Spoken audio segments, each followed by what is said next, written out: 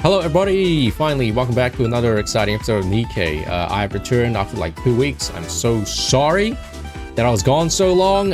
Since the last stream I got like really bad throat pain and it ended up being tonsillitis, so I had to recover from that. I can do it. And it was awful. But yeah, I'm so far behind in the main story, the event.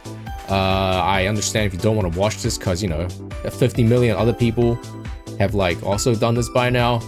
But hey, thanks if you do watch this. Let's just continue the main story. Oh yeah, Neon. Yeah, Neon is out. And do I have Neon? Yes, I do have Neon. I got both Neon and the new niece, but it took a lot of pulls though. Took a lot of pulls. It's not very generous, the game. So now we can actually field.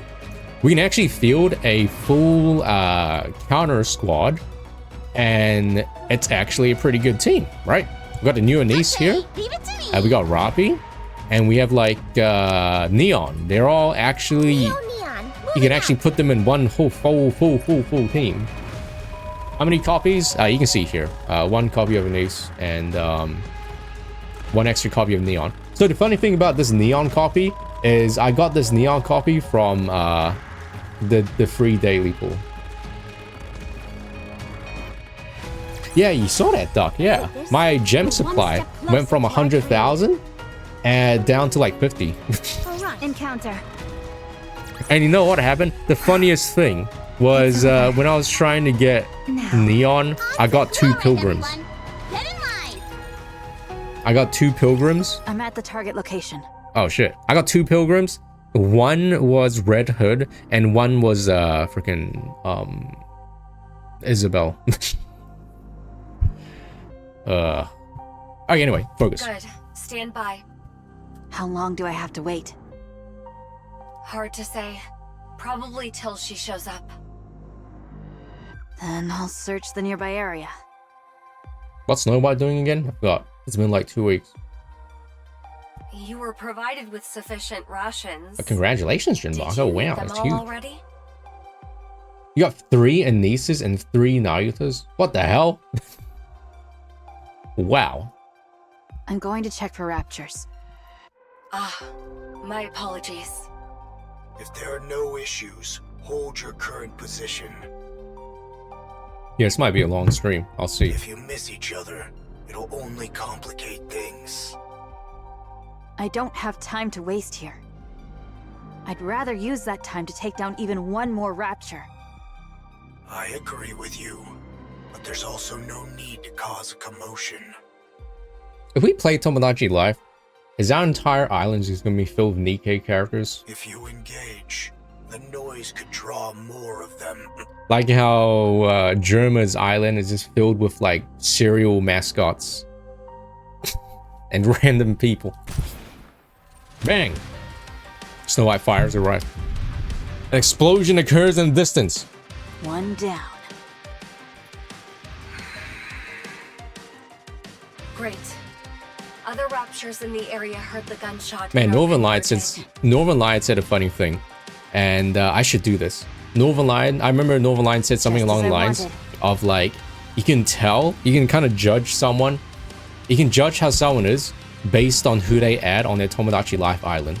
And this is what I should do. I should add me, all right? I should be the only male on the island, and everyone else should be girls. Don't even think about it. Withdraw from that sector. That's what I Any should do. unnecessary engagements.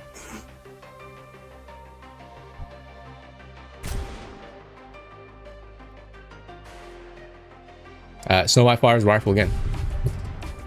Another explosion occurs in the distance. But yeah, what I'm gonna do is I'm gonna go like the German route, where I'm gonna make everyone like pansexual, where like their dating preferences is like anyone, like male, female, like they, them, like it's gonna be like free reign. Because I think they'll be funny. A cloud of dust heads straight for it. Sorry, I didn't catch that. What did you say? But yeah, you know, I've also seen a bunch of other people's playthroughs, right? Like I watched clips of Iron Mouse, her character like falling in love with Connor, in-game Connor, and I saw a clip where like he was going to confess to in-game Connor and marry him, but then Germa got in the way. Because there's a mini game where you have to like fight off the intrusive thoughts, and Germa got in, and her me was like, will you marry me, Germa? To Connor. Yes. Stop using the operation device. Switch all communications to messaging. Why? Watching this is making my blood boil. Don't let it get to you, Johan. So what is Snow White doing after that? Yes, calm yourself. Patience is a virtue. What's the funniest thing that could happen?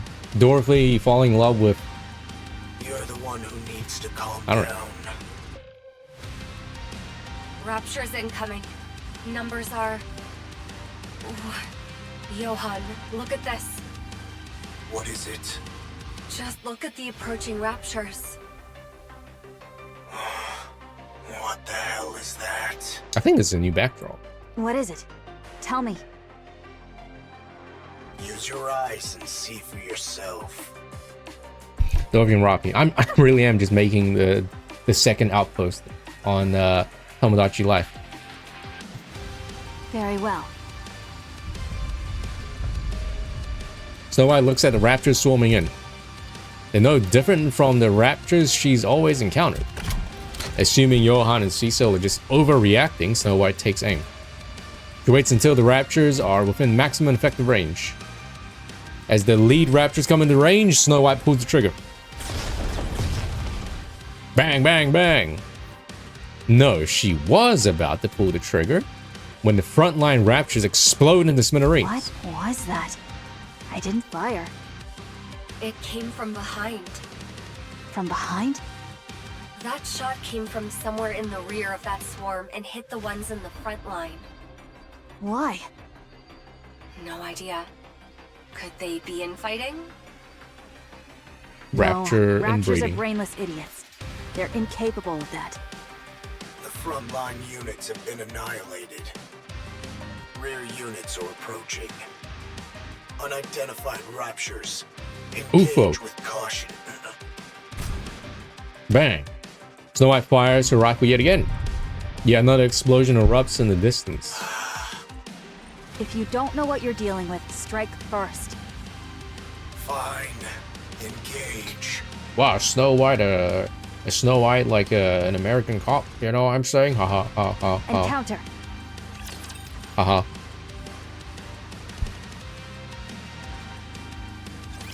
If we can't clinch the victory...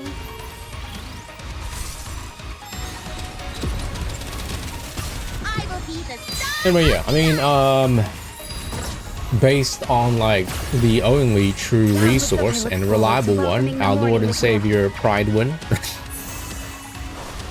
Anise is like the big winner of out of the two. Anise and Neon.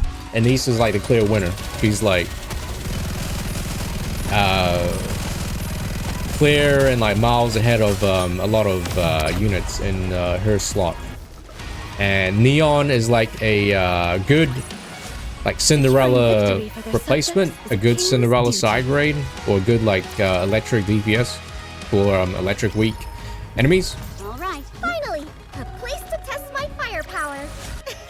Another victory for firepower. Oh yeah, you know what else happened over my absence? During my absence? Evo Japan. Did you see me shine up there? I don't know if anyone here actually watches like fighting games, All right, not there. but Evo Japan happened I knew over the that. weekend, and Tekken 8 was actually On to greater firepower. kind of sick.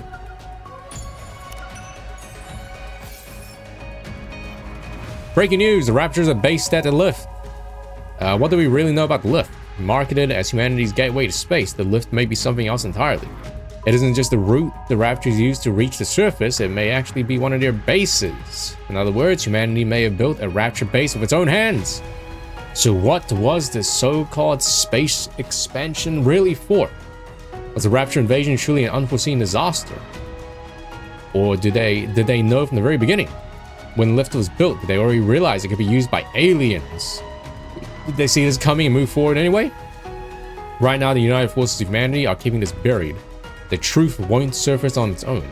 If we want answers, we'll have to dig them out ourselves. No, not evil. Evo. Mega Man Battle Network was an Evo? That's crazy. Do you guys think humanity made the Raptors? What if that's like the biggest bombshell? And you know why I say that? I say it wouldn't be too surprising, because remember the friggin' Ark decided to plant bad people, right? A Rapture supremacists into the Ark in order to like fake outrage and to create like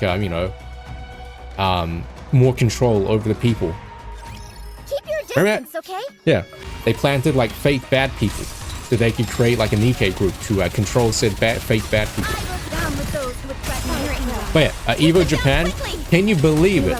Tekken 8, a Kazuya Mishima won Tekken 8 Evo Japan. That's crazy. That's the first time it's happened in like 20 years. Not only that, the winner, right? Ikari, he won over Ni in the grand finals. Ni also won Evo Japan last year. And something happened, man. Ni was like running him over in the losers bracket, and something happened during the bracket reset in grand finals, and yeah, Ikari just like ran him over. That's crazy. All clear. Not only that, we had a freaking Heihachi and Kazuya grand finals. And Mishima grand finals? An Evo? That's crazy. In a game where like people say that Mishima characters are like almost impossible to play in a tournament level. Like they're not tournament viable because they're like so hard to play in a tournament setting. What? Yeah, no. Freaking Heihachi and Kazuya grand finals. No Reina though, I'm sorry. Man, Ulsan versus Ni was probably one of the best highlights of the tournament. That was crazy, man. Ulsan is such a funny guy. I was gonna say funny character. Ulsan's such a funny, he's so like expressive. He was down like 2-0 against Ni, and then he changed to Lars, and he almost brought it back from 2-0 down. It went all the way down to final round, and he almost brought it back with Lars. That's crazy. Snow White looks at the wreckage of the Raptors scattered across the ground. I've never seen Raptures like these before. Oh, so yeah, Kunimitsu. Kunimitsu's out, coming out as well. Kunimitsu's voice actress is the same as like Yor from Spy X Family as well, which everyone's like, holy shit! I've never seen Spy X Family. Get closer so I can have a better look. Hello, back. I'm Ton. Snow White approaches the wreckage. She crouches down and picks up a mangled component. That's not edible. I'm not going to eat it. At least not yet. The color is different. It's very vivid. Most of the Raptures we've seen are monochrome. These are different. What's the texture like? Let me eat it. Different. It's not entirely rigid. There's some elasticity to it.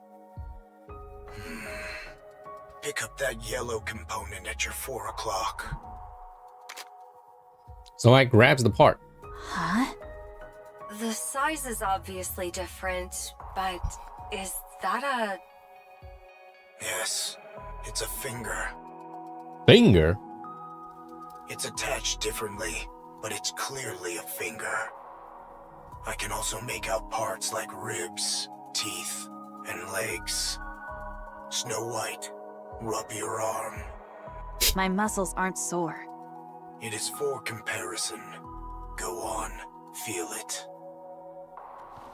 Snow White rubs her arm, then touches the Rapture component again. Well,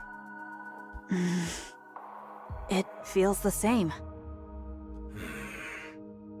check the core. There isn't any. There's only black liquid where the core should be. It's not oil. It's heavier. More viscous. The dark matter? There's no core. Then where is it drawing power from?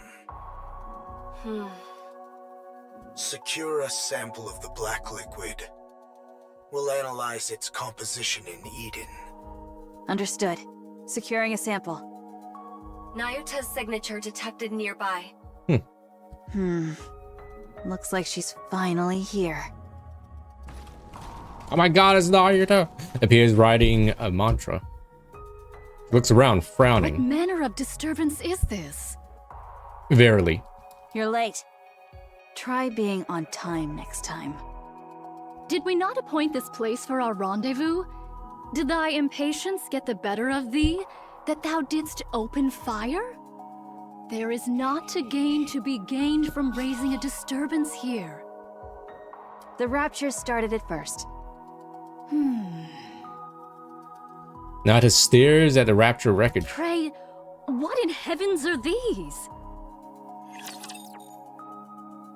Look at a strange, maybe NIKKE-like, or rather human, pieces Let's hurry. scattered around. There is work to be done. And there's no core, but just black liquid. Securing victory for their subjects is a king's Fiat-ish. duty. That's just Fiat-ish Potter. I believe you need to go to E621 to look at that. Engaging with the enemy. It's over. Engaging with the enemy. This spot shall serve admirably. Oh 'Tis yeah, Voice of the Void. inconspicuous, There's also, and speaking of affords a Fiat-ish, most because of Joel, advantageous vantage point. Voice of the Void also has like mega updates. What are you playing at, Monk? Why did you insist on meeting near the lift? I know about that of all site because places? in a game called Armor Core 6, the main character is called 621, and people were making jokes about how like, oh, haha, 621 is like that website, E621. So yeah, that's how I know. Yeah.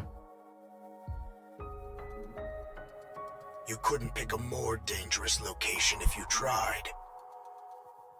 It's a fair distance from the main structure, but that doesn't mean we're in the clear. What's happening?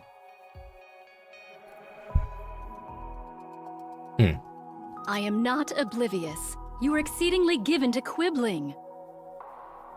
Would I summon White Snow hither without due cause? Explain.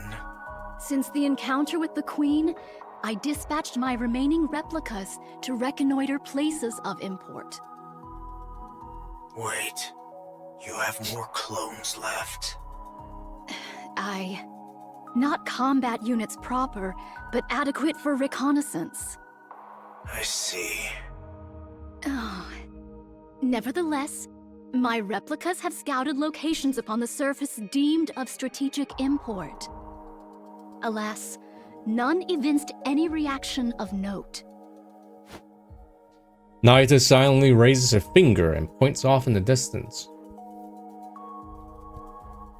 She gestures to a towering structure that seems to pierce the sky, the greatest construct humanity ever created. The lift. Save for that place, the orbital spire. You're getting a special reading from over there? Indeed. Observe closely. Why did humanity make the lift? You know. Lights kindle within. Venture nearer, and perchance a mechanical hum shall reach thy ear. No way. The orbital spire yet functions. The lift is... That means the raptures we saw earlier are being produced there? You speak of the new sort of raptures. That hath troubled me likewise. During my reconnaissance, raptures of the new sort were observed in considerable number. These new raptures were all manufactured within the orbital stations, yet the stations themselves are now ruins. I desire to confirm whether a connection doth exist between these two facts. There's one guy living inside the lift. So you want to scout the lift? Indeed. Fine. Then let's go. Much obliged. Wait. Snow White is the only fighting force Eden's got right now. I won't authorize her to conduct such a dangerous recon. I don't get that. I don't know what that reference is, Potter, so bonk. It doth prove quite impossible for me to do alone. Thus I venture to solicit a favor from thee. You've got plenty of clones who can handle the scouting just fine. I did dispatch several score of them nigh unto the orbital spire. Yet to this hour, no word hath reached me. They're dead. As their nymph hath not yet returned unto me, while I do not think they have perished outright, and yet I cannot shake the conviction that all is not well. I desire to investigate that matter in my reconnaissance as well. Put from thy mind the one who hath departed. Young Lady Isabel is gone. Actually gone. I know that.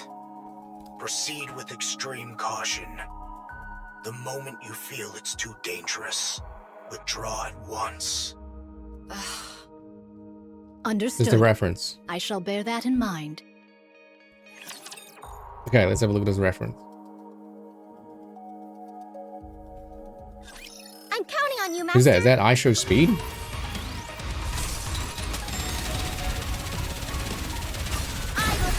Dragon Ball Z ass movies about to use, bro. Light that burns the sky. Rebombi, please survive, please. If this Rebombi actually survives this shit, gold status, gold status. What is going on right now, man? Rebombi! Please don't kill it, bro. Oh What Pokemon my game is this? god! Is that a spirit bomb? It might be good though. Rebombi! Dragon Ball Z at Oh, I thought that they kind of cut off abruptly. What Pokemon game is that?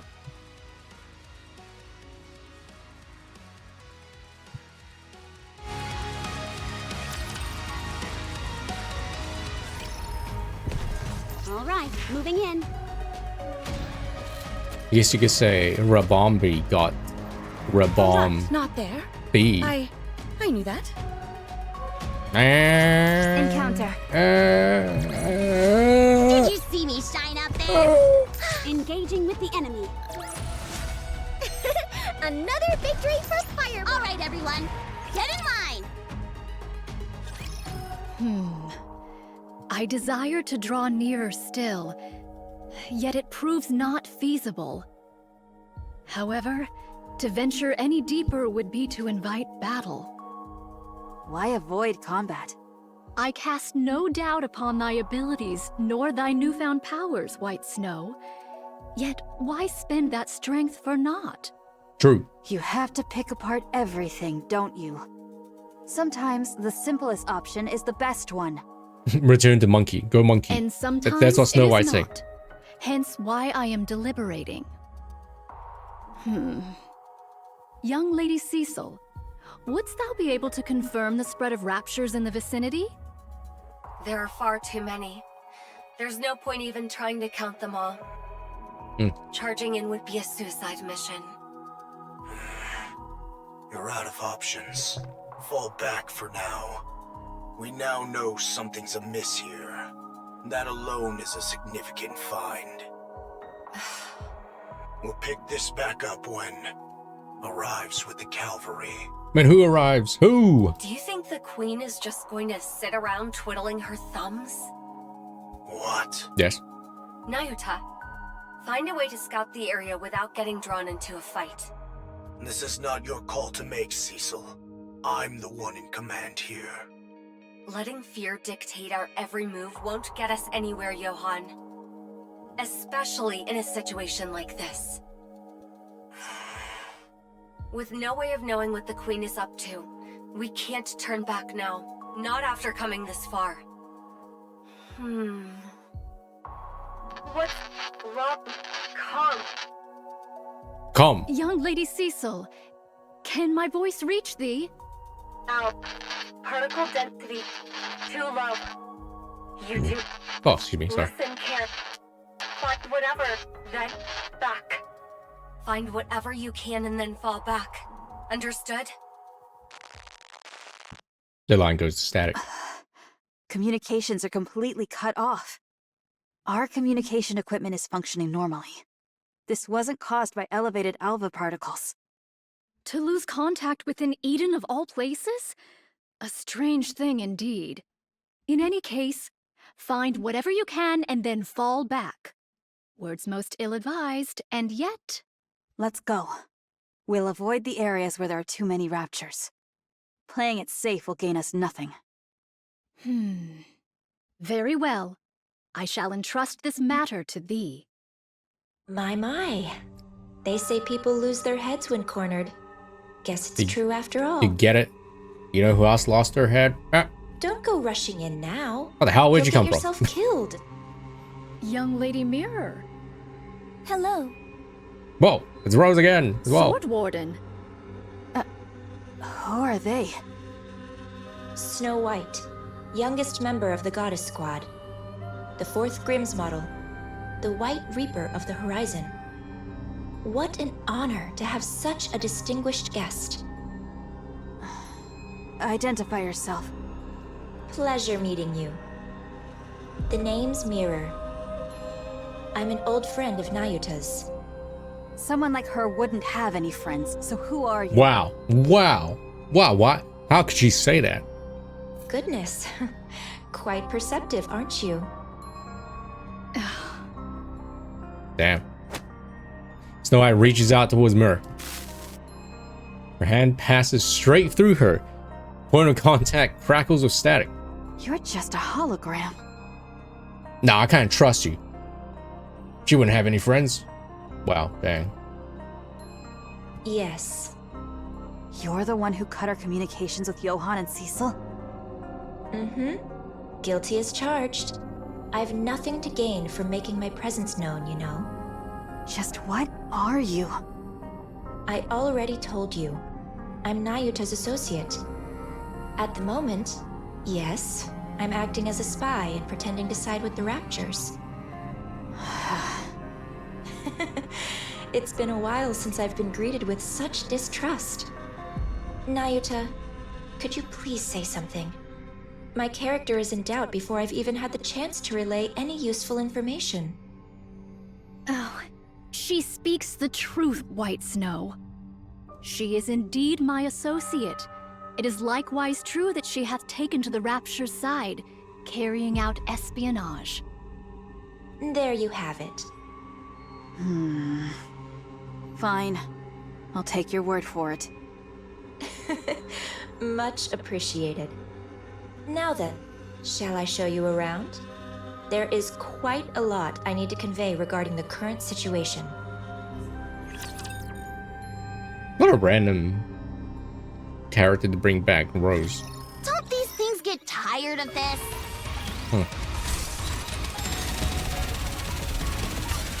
Which one? With those who would threaten Here it goes. Take them down quickly!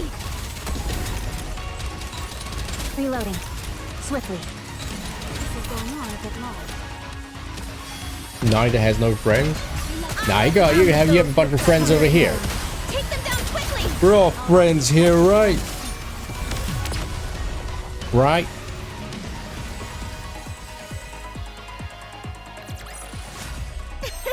Another victory for firepower!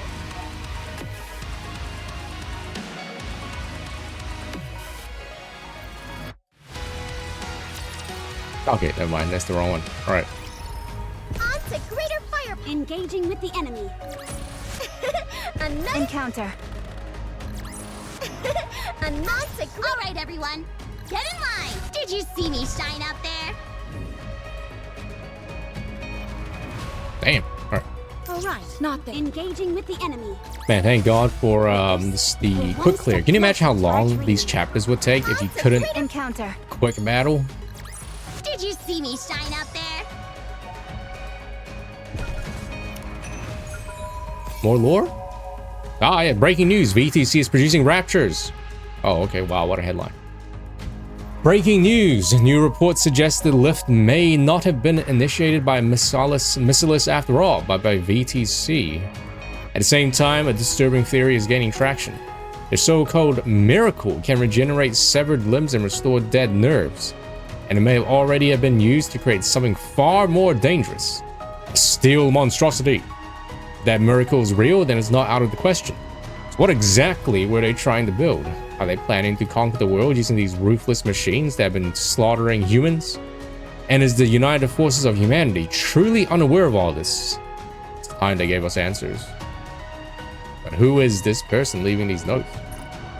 Huh. All right, finally, a place to test my firepower. Securing victory for their subjects is a key. I mean, we all know the ingredient of VTC is a little bit suspicious. After the battle at Eden, the first thing the Queen did And we learned during Neon's backstory that they already did like mind transfer techniques, like with Princess.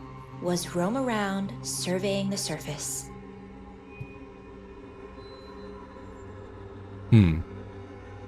She looked like some legendary hero, wandering the surface, riding atop Stormbringer. I watched to see how long she would continue in this vein. Dorothy's huge. We gotta make Dorothy, don't we? When she in settled at the Tomodachi lift Life. without warning.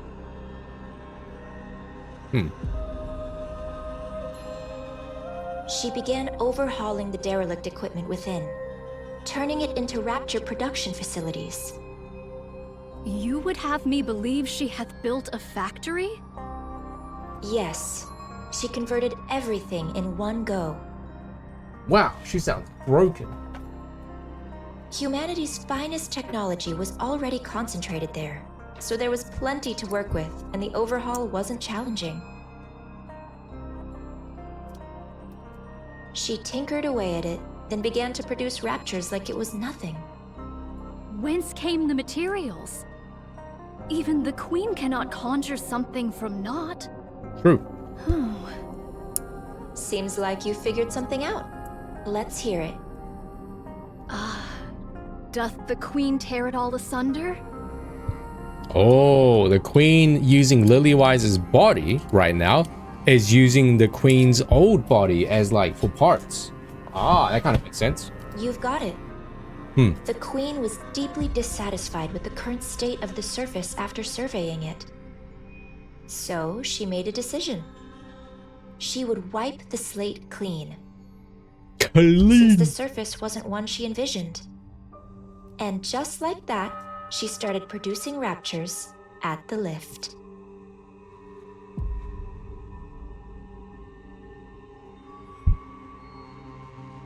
I see. She hath created raptures that are unlike any known to us now. Red Shoes kind of bad. I mean, have you seen like the real Red Shoes? Oh yeah, probably, because you know who she's got Red Shoes. Yes.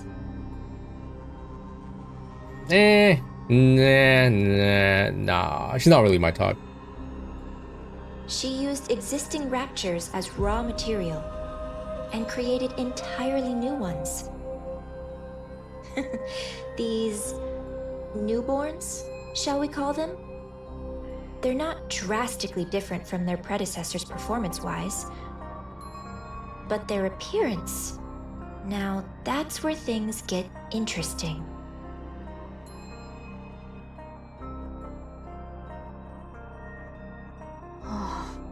They seemed to be imitating human body parts.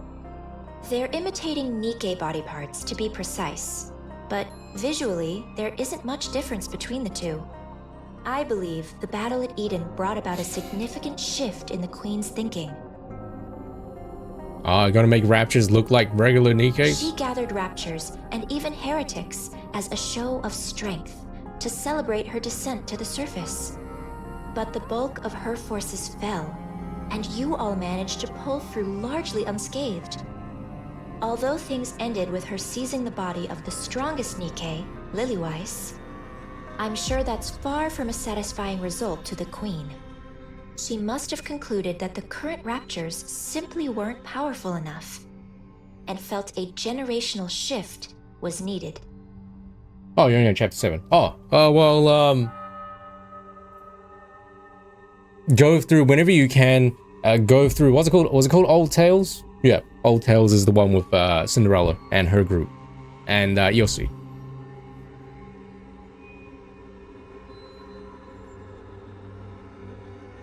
Yeah, true sign. We haven't seen that lady in a while. Otherwise, she wouldn't have gone out of her way to create newborn raptures modeled after NIKKE's.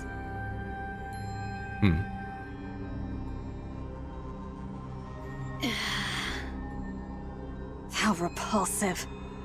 No core could be discerned in these newly born raptures.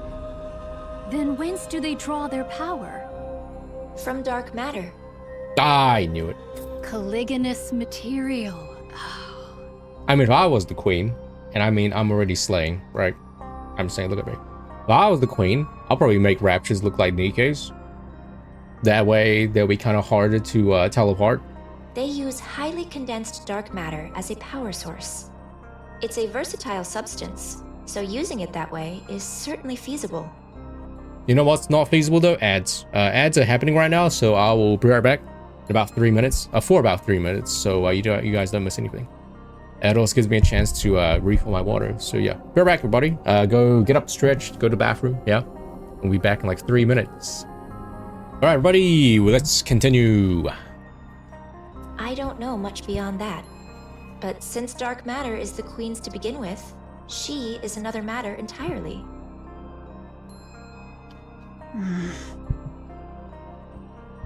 So, in short, after fighting us, the queen became jealous of us, which led to her creating new raptures in our image.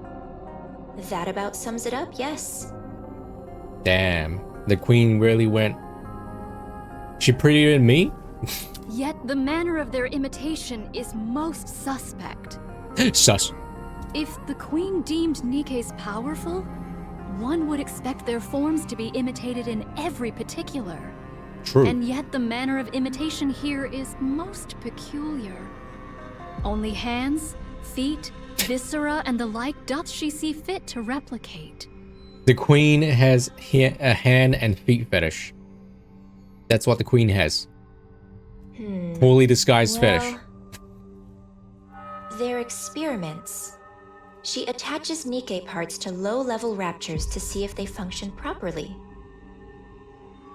and to assess the potential of those parts. If this be true, the queen's final intent is... That's right, to create a new heretic. The queen's so-called elites proved rather lackluster in the battle at Eden, wouldn't you say? My tinfoil hat theory is that this new heretic is gonna be Mario. Alright, it's gonna be another version of Mario. She wants to create a true elite, one worthy of the queen she is today. Altruria.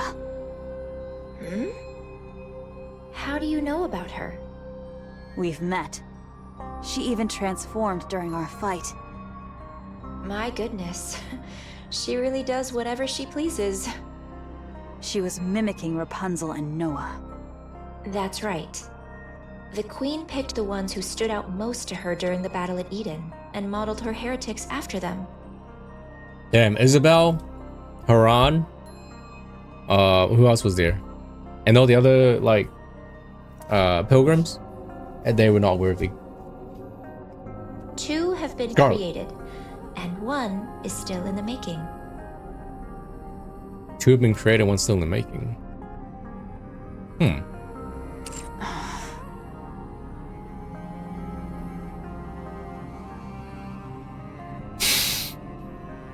You know a lot. Yeah, true sign. Yeah. She looked up Queen Rule 34. She's like, oh shit. Humanity needs to get wiped out. Who are you really? What's your angle? I want a new queen. Why? Mirror looks at the lift. Because I don't like the current queen. Yeah, just make a new one. Yeah, why not? That makes sense. You're hardly the trustworthy type. That stings. Especially after I shared such valuable intel. I can imagine the internet out in space is not that good. Yeah. You must trust me. I've been doing all kinds of dirty work at the Queen's side to obtain this precious information, and I'm giving it to you with no strings attached. Yes, that's been bothering me too. What is your relationship with the Queen?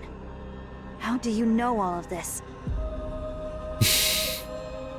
Exactly, Par. Yeah, true. That's a good one. I've had a hand in the overhaul of the lift, the design of the newborn raptures, and in the creation of the new heretics, of course. Oh. What did you just say? Okay. Don't look at me like I'm the mastermind behind all of this. If the Queen grows suspicious of me, any chance of a counterattack is gone for good, since you'll lose your only source of information. Yeah, true. I'll tell point. you everything I know. And you'll use that information to kill the Queen. Assuming any of what you're saying is true. What other choice do you have? Believe me or don't. That's entirely up to you. Frankly, I couldn't care less whether you win or lose. I'll simply side with whoever wins. How enviable to hold such clear convictions. Now, let's get moving. This isn't a place you can visit often, so take in as much as you can.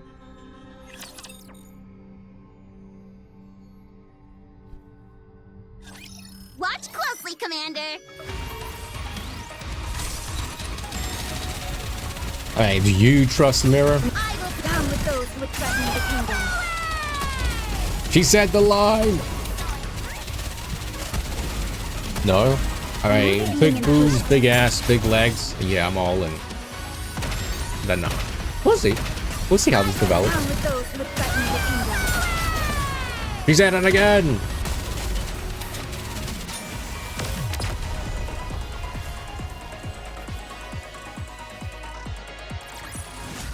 Did you see me shine up there? Wait, she just lied us? I'm just a, All right, not there. I'm just a bird hockey.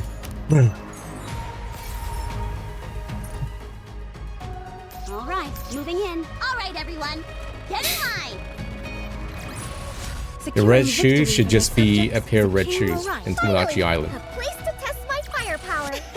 Another victory for firepower. Well, see, apparently you can make like 70. Like 70 Miis. Moving in. Did you want a greater firepower? It's crazy. All right, everyone, get in line. Another victory for firepower. Crow, we're making Crow as well? It really is just becoming NIKKE. We're just making the outpost. I'm not sure there's a cap. The only thing I know is that 70. 70 is like the number that I know for a fact is like a limit. I don't know if you can go past that though. Snow White and Naruto follow along the path. Mirror leads them down. If I want to take a reference photo for these characters, should I just like take their SD like chibi models then? Because I mean the Tomodachi Life characters kind of look like chibi models. Adoro Pet. Oh, you mean that like custom workshop where you can like kind of make anything? Yeah, I don't know how. I think that's pretty far away though. Like, that's kind of like a late game unlock. They get into a few skirmishes with raptures, but they are all small scale. The commotion is not big enough to draw in additional raptures. Rose shares a brief exchange with Mira, who nods at her words. Then Rose slows her pace and falls into a step beside Snow White. Can I talk to you for a moment? Really? Maybe it's because of like who I'm watching. I'm only watching Germa. And I don't think he's unlocked the ability to like make just like things. Maybe he has. He just hasn't done it yet. Like pets. Oh no way, he has. No way, he has. I think the last one he has. I haven't seen it yet. But I remember he made he made a drawing of Frankie Sunday, his cat. So I think he just unlocked it. Is this a bad time? You look like her. Scarlet. Of course. We were in the same squad after all.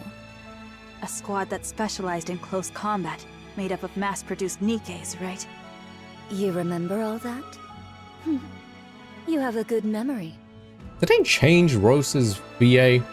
I don't really remember Rose's VA. I feel like her BA was not this. Those are recent memories to me. Scarlet is alive. Her brain is, at least. Eden currently doesn't have the technology to produce. Does she sound the same? Does she always sound like this? But once that's secured, could have sworn she sounded a bit less, revived. like deep. So you caught on. Oh, so this sounds like an existing NIKKE. This sounds like Enhua? Yes. Scarlet often told me about her sister. Why did you come back to life? I didn't choose this. Mira revived me on her own. What was it she said? Something about needing someone who could cut through anything. As you can see, I'm more or less her bodyguard right now. Then what are you still alive for? That's harsh. You placed a curse on Scarlet and died. Just as you intended. What unfinished business do you have left? A curse? Yes, a curse. Scarlet was always obsessed with becoming stronger. Just like Rose. Or, if only Rose were here. She was always muttering things like that, thinking no one heard her. The curse you placed on Scarlet gave her the strength to push forward. And it all worked out in the end. But as her sister, that's not something you should have done. You're right. That's why I'm still alive. Huh? Strictly speaking, I cannot die without Mirror's permission, and I could disappear at any moment on her whim. But the reason I'm obeying Mirror and trying to stay alive is because I don't think I've ever given Scar anything good. Scar? Lion King. I ruined the squad in the name of helping her, and made her kill her own sister by her own hand. I've come to realize what a pathetic and awful sister I was. So I want to make it up to her somehow. I thought, if I kept living, maybe I'll get a chance someday. But it's not easy. I've never done a single thing right by her, so I really don't know. I don't know what I could ever do for her. Why not meet with her? That will never happen. Showing up in front of Scarlet in my current state wouldn't do her any good. I will simply resign myself to the life I'm living. Do what I can for her, if the opportunity arises. Then I'll disappear quietly. If Scar learned about the state I'm in, she would reach out without hesitation. But the fact is, I'm a broken sword. A blade that wounds whoever holds it. You get it, don't you?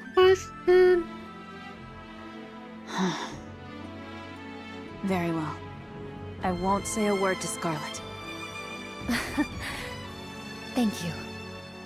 Well, since fate brought us together like this, tell me more about Scar. How did she end up joining the Goddess Squad? The strongest squad there is. And what has she accomplished since then? Alright. Wow, you gotta replay. What event was it? I forgot. There's been too many events. It's a bit of a long story. Then keep it to the parts about Scar. I'm not big on long stories.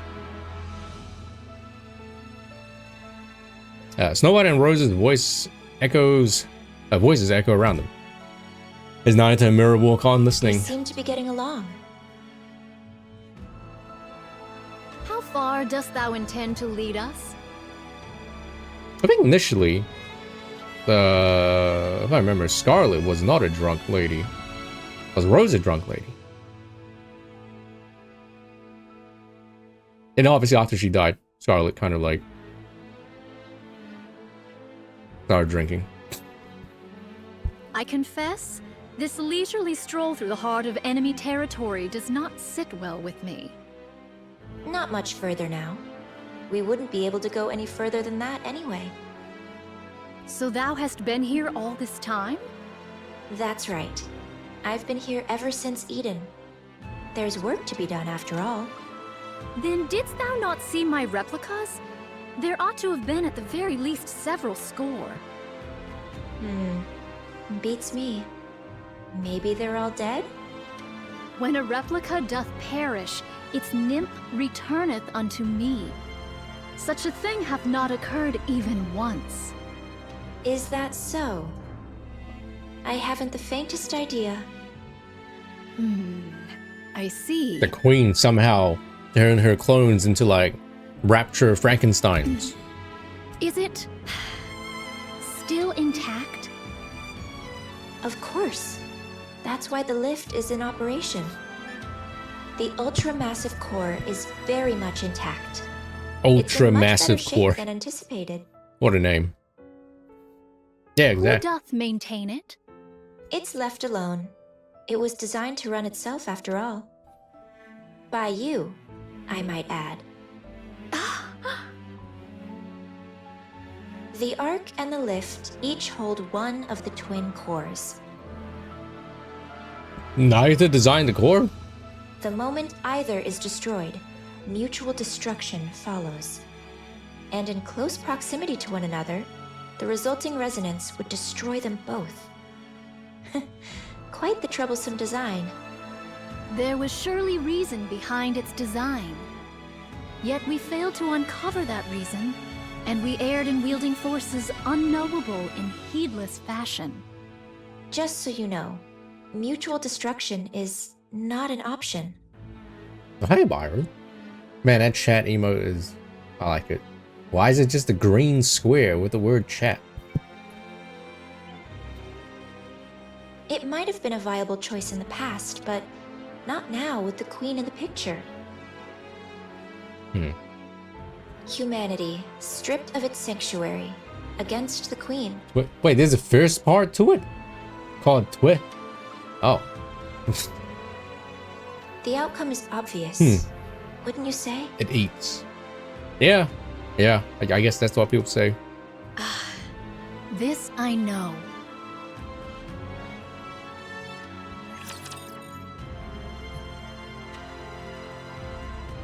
The global emote. If we can't clinch the victory, Do I make myself in Tomodachi Life? Or do I not make myself? I'm not sure.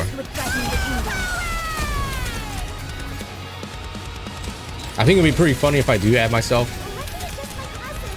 and see what happens. That could be funny, I think.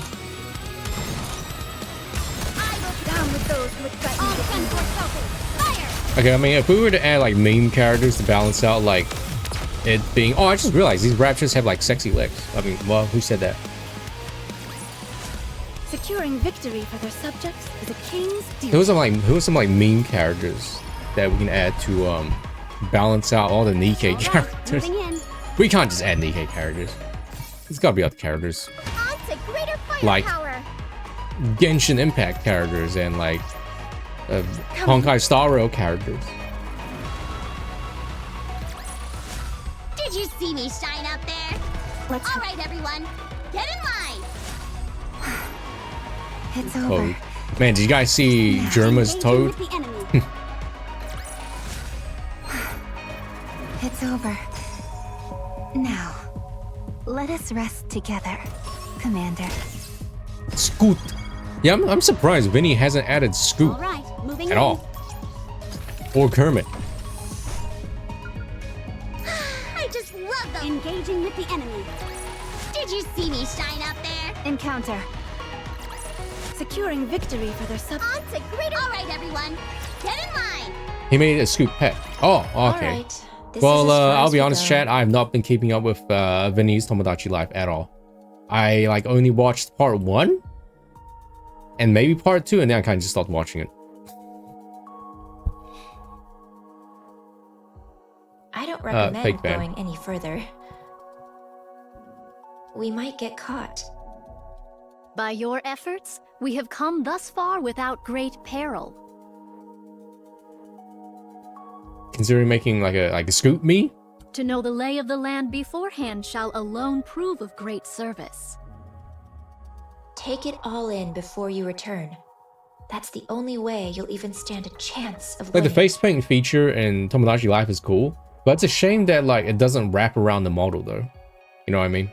Like the face paint, if you draw like outside of the face, it kind of just like hangs off and it doesn't like wrap around. Sounds like you're saying we'd lose if we fought now.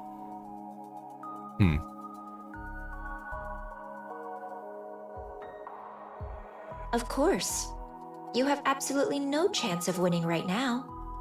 You're lucky that the Queen is focused on rebuilding her strength now. Do you honestly think you could stop her if she went after Eden and the Ark this very moment? Yes. While she gathers strength, you must do the same, by any means necessary. Any means. I am backing the losing side here. Siding with the Queen would make things so much easier. And yet, I'm going this far because I genuinely want you to win. Oh yeah. Makeup feature in Metopia is better. Damn. I don't remember what it was like in Metopia. I do remember it being good enough that you don't have issues like Tomodachi Life where like it's just a 2D like flat thing that's like sitting right in the middle, like right in front on. So please, don't disappoint me. Mirror wants us to genuinely win, Talk huh? is cheap.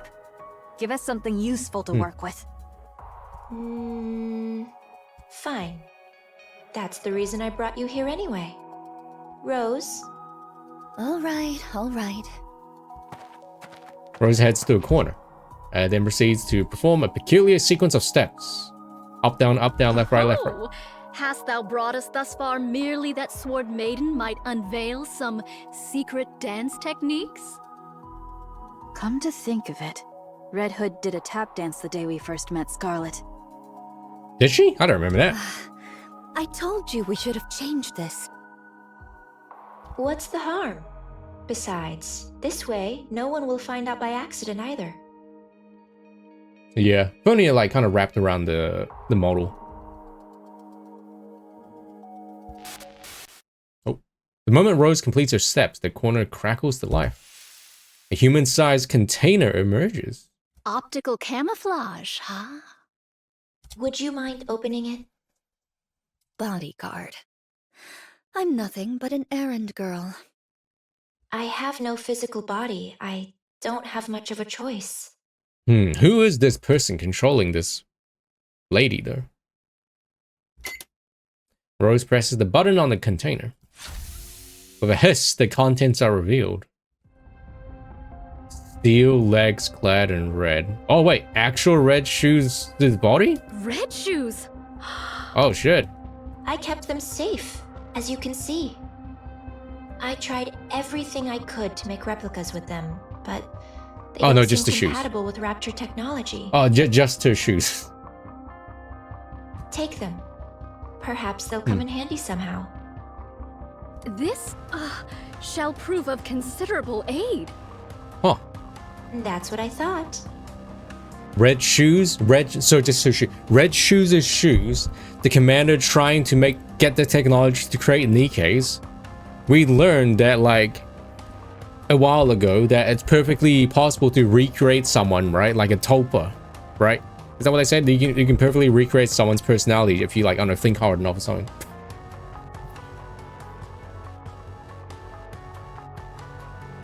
Oh, I see, Pyre. Huh.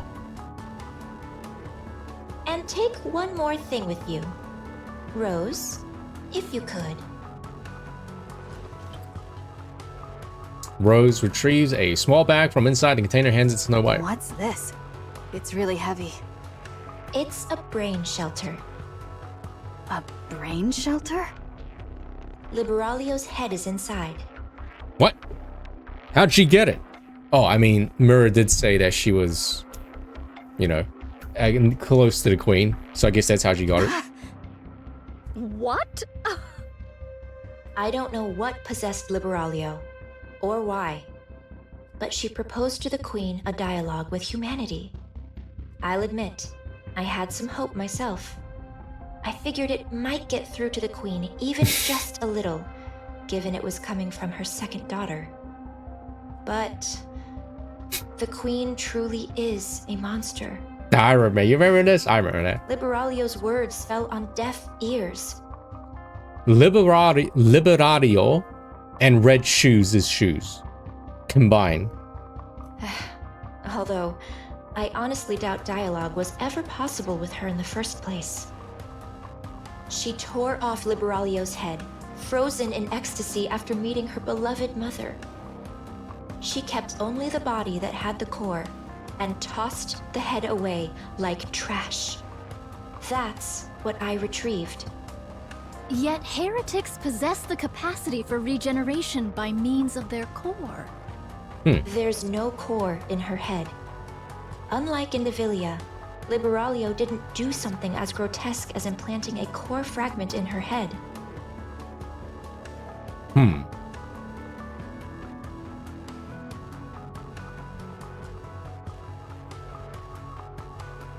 But her brain is still alive.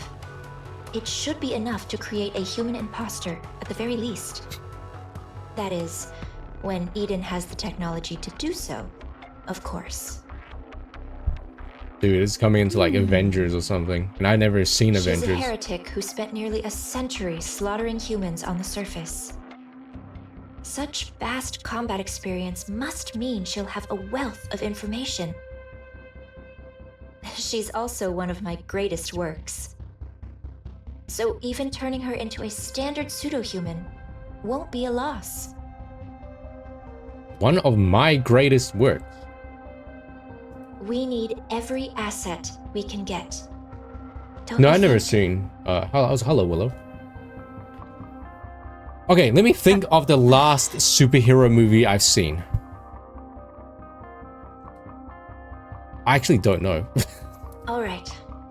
I'm trying really hard to think. The actual last superhero movie I've seen. We stuck strictly to inconspicuous routes, but if we stay too long, we're bound to get caught. I literally safely, can't think of the Rose. last superhero movie I've seen. I really can't. They'll start to suspect something if I'm away The from my first thing that post comes for to my too long. mind is like Christian Bale's like Dark Knight. But like, did I really watch it or did I only see like snippets of it because of like Heath Ledger and stuff?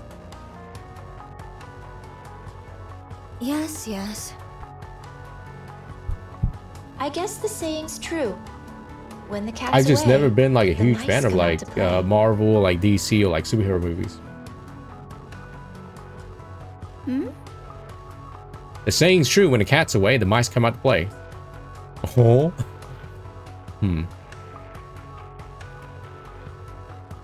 The queen not present at this moment? Yes. Remember how I mentioned those new raptures use dark matter as a power source? Sam Raimi? No, I've not. The last Spider-Man movie I seen was literally the first one. With Tobuscus Maguire. She's gone to gather some.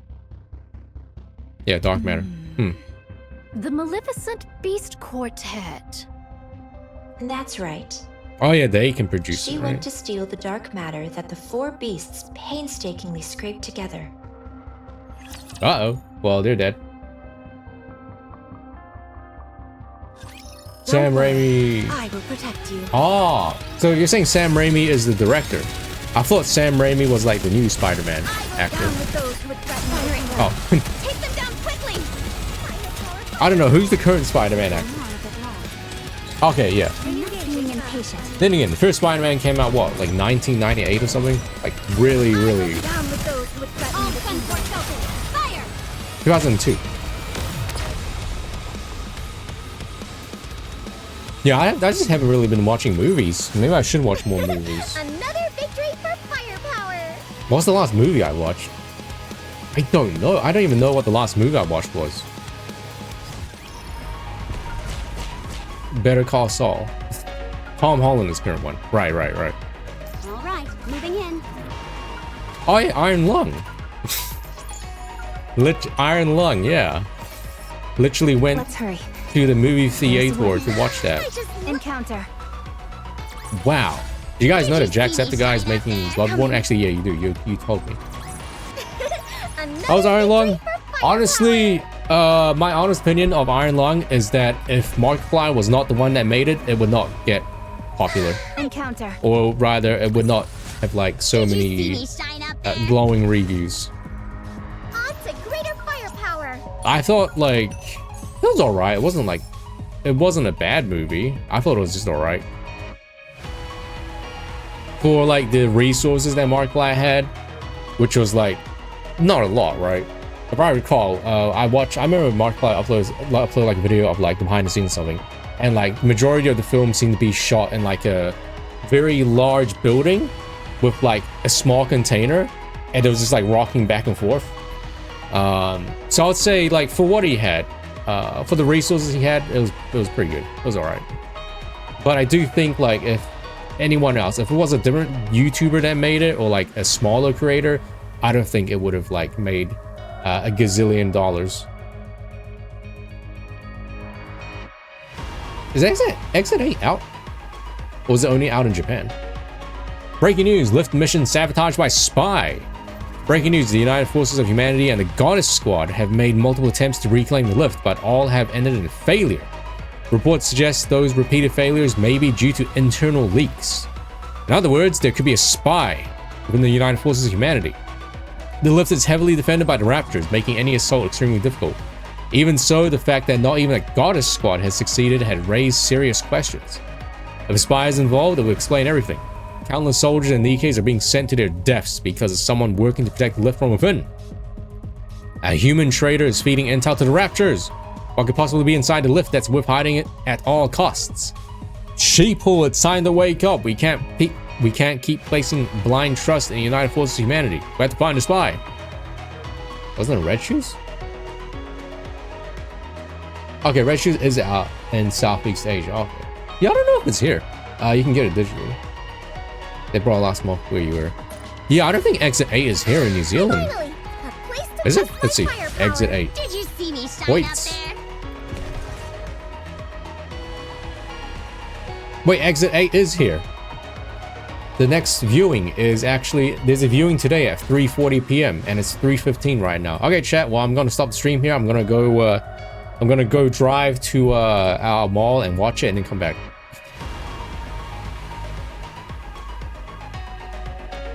No, it's actually here. It is here. Wow, it actually is here, and it's gonna be airing for like, at least until this week and next week. It's an hour and a half long. You watched it? Oh, it was good.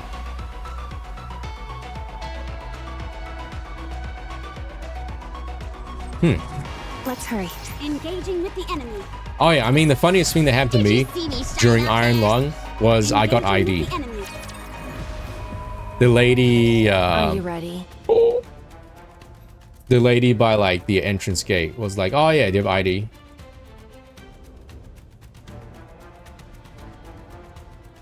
Yeah, there's nothing in particular I need to pack. What about you, Bahamut? I swear the lady was younger than I am. I'm pretty sure that lady that ID'd me was probably way younger than I was. She was probably like in her 20s. Like, probably like early 20s. I, the incomparably clever Bahamut, am not yet finished preparing. I love Bahamut. We love Bahamut, don't we? Bahamut's the best character in the entire 4 Beasts. I can't decide which book to take. She really is like Birdly, isn't she? Yeah, she is. What book? Don't you know? Books are nourishment for the mind. No matter where one goes, books are an absolute necessity. She's holding that book upside down, by the way. Eh. You guys still get ID to my old haircon glasses? Well, probably, yeah. I think I looked younger with my old hair and glasses. Bahamut. I think I look older now. Like, how I look. Why are you always reading books? I think now, now I look young, but I like look my age, if that makes sense. Right. I feel like before my old hair and glasses, I looked young and not like my age. But now I kind of look like my age, but like young, if that makes sense. Knowledge is a weapon, Levi. One must always keep it sharp. Your knowledge is a weapon, all right. Yeah, people still Something think, you sometimes people swing still think I'm like around that leaves still in people school. I mean, dazed. people my age, 30-year-olds, 40-year-olds, some people my age, they still go to school. So it's not like a crazy thing to say. Precisely. It's gratifying to be surrounded by fellows who truly understand. Dude, I went to go renew my license the other day, and I completely aced the eye test. And the lady was like, "Oh yeah, do you still have corrective lenses? Because it was written in my license that I need corrective lenses." And I was like, "Oh, I got laser eye surgery," and I flicked my hair. No, I didn't do that.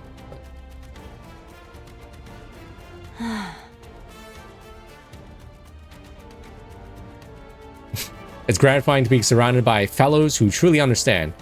Do you have any intellectuals? I'm surprised you actually agreed to help the young man. I promised him I would.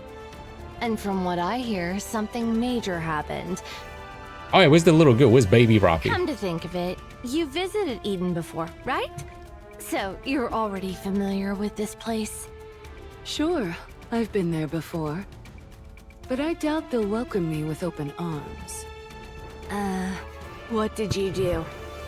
Let's just say we got off to a rocky start. We're doomed. We'll be lucky if we don't get intercepted along the way. Well, the young man probably gave Eden a heads up already. We Did should he? be fine. Did we?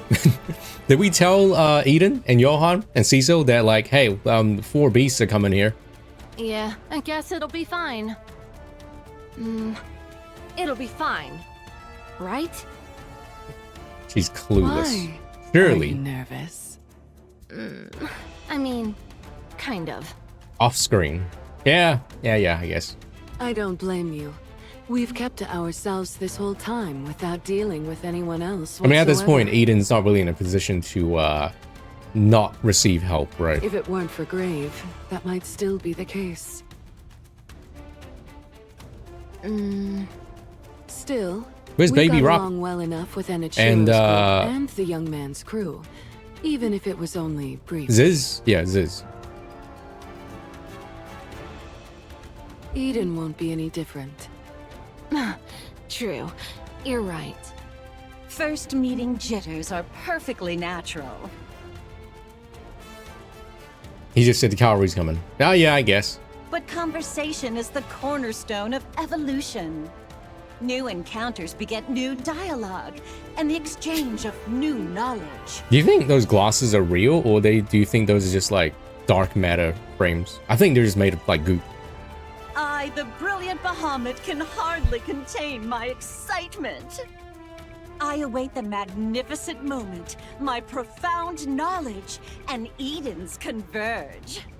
Are we seriously taking her with us? I'd say a fight's liable to break out before long. Yeah, I hope it's just like goop. We It's have not to real bring her. glasses, it's What goop. choice It do looks we like have? glasses. But what's taking those two so long? Oh. Yeah, they're running pretty late today. Oh my god, there they are! Ziz lands on the air. The girl hanging from Ziz's neck climbs down to the ground. It's fun. Seeing new places is nice, isn't it? Uh-huh. Go new place tomorrow? Tomorrow's my turn, right? I'll take you somewhere completely new. Yay, yay! Glorp. It's imagine like little glorp noises. Like duende noises.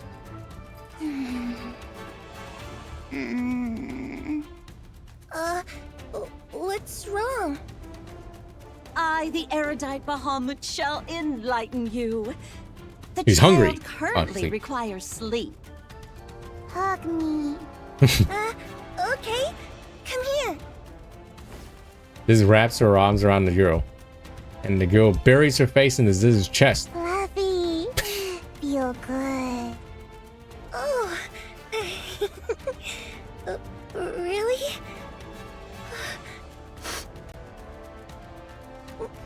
What do I do?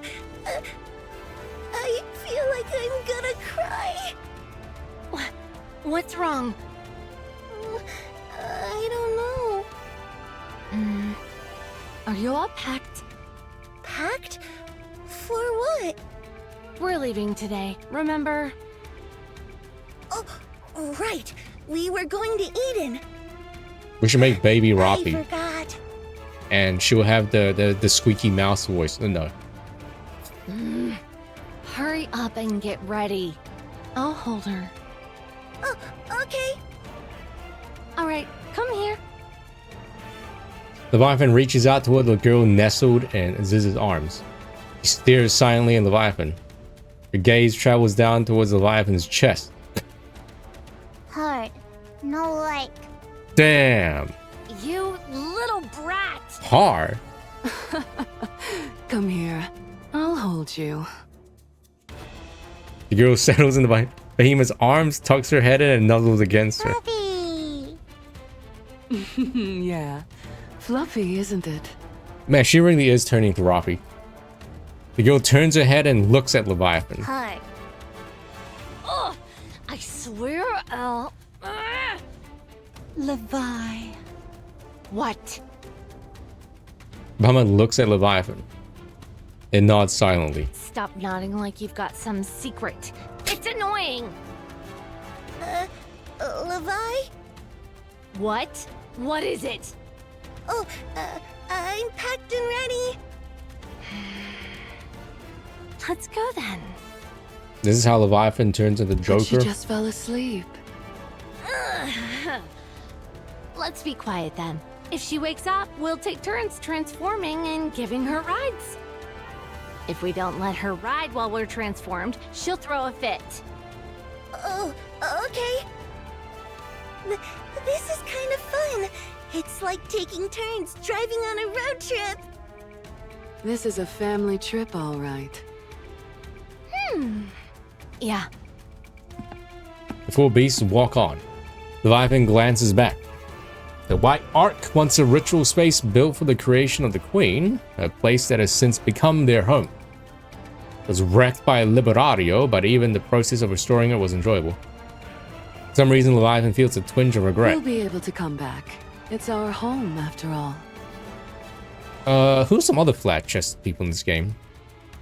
I know, you know, Belorta and, like, you know, the younger looking Nikkes, but I'm talking about, like, they're adults. Yeah, you're right. Or adult looking Nikkes with, like, flatter chests.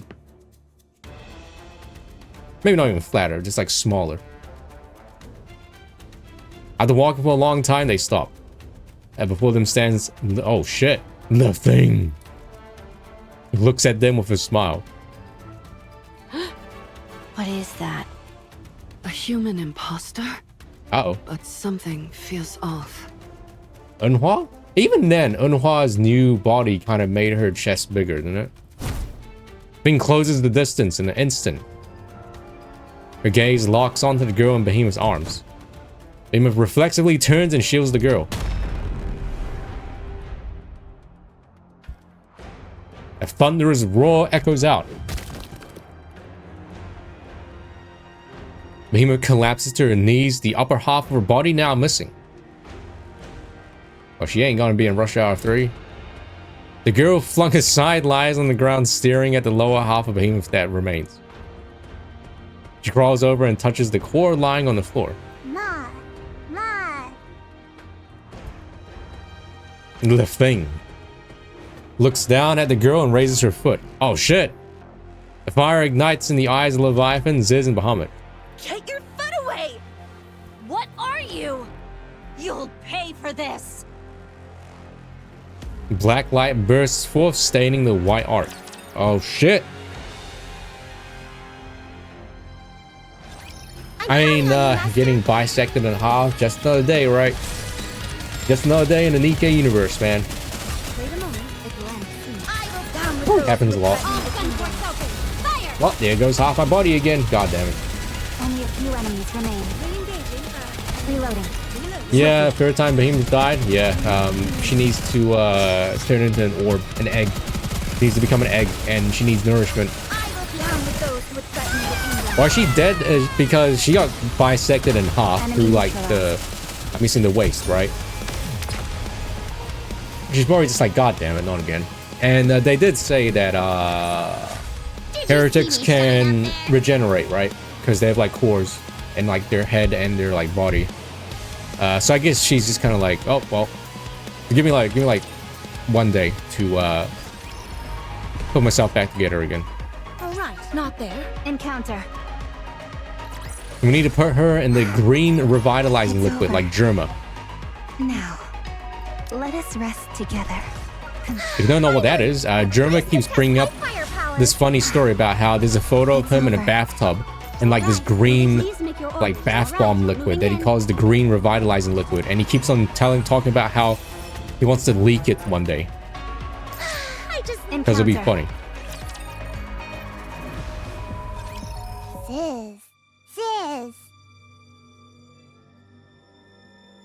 Ziz does not move. Her wings have been completely torn apart. Ah, shit. But, I mean, yeah, that's a pretty valid response. Bahamut is motionless. Half of her upper body has vanished.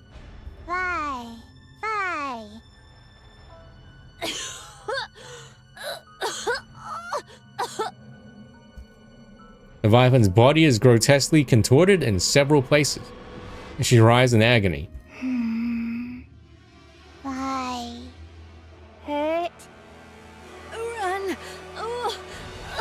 Run! Go! Don't fight! Run away! No! The thing steadies her breathing. She shakes off the dark matter clinging to her body. Her gaze sweeps across the 4 beasts scattered on the ground and settles on the girl standing in their midst. You. Bad girl. Oh shit, she's becoming goop. The ground beneath the girl begins to turn black. It needs to spread wider and wider. The Leviathan sinks into the blackness. She desperately shouts. No. You must fight. Run. The 4 beasts sink into the blackness created by the girl. That's probably she's probably healing them. Gigantic wings unfurl and drill shafts and pincers rise up from the ground. The thing charges forward. Oh shit, we got anime. The massive arms surge up from the ground and latches onto the thing's legs. Tries to shake them off but cannot, but its strength is tremendous. The girl's pincers strike ferociously at the immobilized thing. The thing staggers, then tears off the hands gripping her with sheer force. She catches the swinging pincers and twists with a sickening crunch sound. The pincers warp and shatter. The thing drives her fist into the girl's torso. Part of the girl's upper body disappears with a thunderous boom, but it regenerates almost instantly. A massive pillar is summoned. Simultaneously, another swarm of arms rises up once more. The thing takes her stand. Yeah, isn't like the little baby Rappi literally just goop like that? She doesn't really have a physical thing. She's just goop. The girl lashes out with her pillar and arms with ferocity that can tear her opponent asunder. Meanwhile, the thing wildly throws her fists, intent on pulverizing everything in her path. The girl's dark matter and the thing's fists collide over and over. Shockwaves ripple outward. The pseudo-arcs buildings tremble and the ground splits open. The fierce stalemate continues until the balance is broken by the thing. A low kick aimed at the girl's legs tears them clean off. My leg! The girl crumbles to the ground, her legs gone. The thing rains down punches from above. Under the barrage of fists, the girl panics. It's something she has never felt before. Hurt. Black light erupts. The thing looks up at the black spire that has suddenly risen before her. Dang, this image goes kind of hard. It does. Beams of light pour down from the spire and black thorns rain down like a storm. The thing swiftly evades the projectiles, but it's useless. There's simply too many of them. A beam catches her in the torso and sends her staggering. The attacks that have been spreading in all directions now concentrate slowly on the thing. For the first time since inhabiting this body, the thing adopts a defensive stance. Beams of light and black thorns crash down upon her. After raining down attacks for a long while, the girl looks downward. The thing is on one knee, staring up at her. Die. Cinema. Massive pincers, pillars, and drill shafts burst from the spire, all of them pointed downward. Dude, this image goes kind of hard. Oh.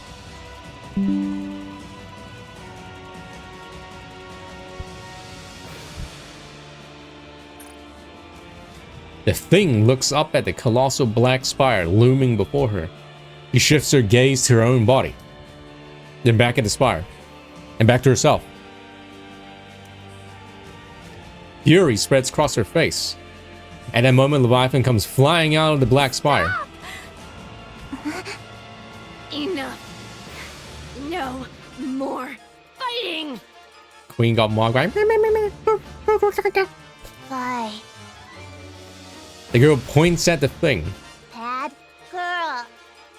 Bye. No! Don't kill her! You don't need to do that! Leave the fighting to us. So just stop! Queen got mocked by a baby girl that loves Big Booba.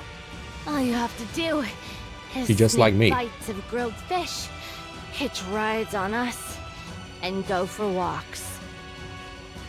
Just snuggle up and sleep in our arms! You don't have to fight! She hurt you. Bad girl. We're fine. We're not hurting anymore. So don't. Let's just go. Let's go. Okay? Okay. Damn. The black spire disappears and the four beasts are left floating in midair. Ziz! Yeah. Yeah, I wonder if she should just let the little baby girl kill the queen right there. Looked like she could have. But no, they gotta pad out the you know, the storyline. This is the wings spread wide. She carries everyone and quickly takes flight. The thing watches them go with fury etched across her face. We almost died back there. Oh, and now the queen's gonna adapt to a baby Roppy's things and become even stronger. So yeah. Yeah, even after transforming. What was that thing? It looked like a pseudo-human. It certainly had the appearance of one.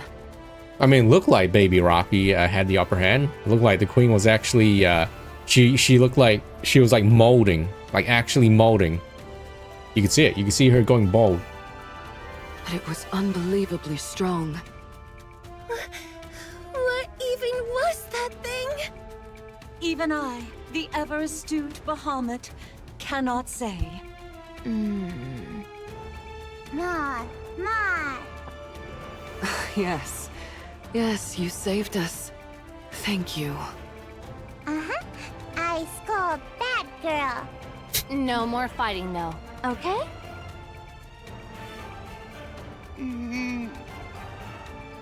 No. Rebel. Don't you dare do it. No. She's rebelling. She's becoming a teenager. What the? This kid is getting more defiant by the day. Who hurt my sisters? I'll kill them all. Yeah, grab help. We need help. She's turning into Anakin. Don't like you hurting. Don't like bullies. Bully. No bully. All the same, I don't want you fighting. Please? You're not wrong, Okay. though. Even if the Leviathan didn't stop her, they probably would have come up with a solution. Like, oh, yes. They probably would have come up with something, come up with an ass pull to make baby Roppy lose. Maybe. Maybe. Will you wear Vigs? Maybe. The girl had fallen asleep in Leviathan's arms. Leviathan looks down at her with a troubled expression. Levi? Yeah? Why are you telling her not to fight? Do it. She's so strong. She might have won that fight earlier.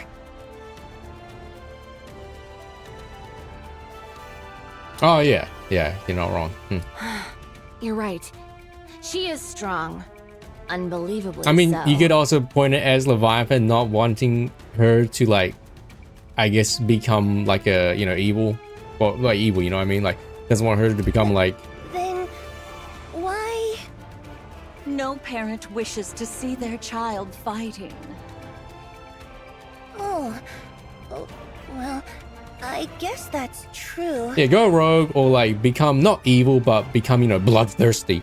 But there are times when fighting is the only solution. Also not wrong. At least to protect ourselves. Levi, tell me what you're thinking. She's strong. Too strong.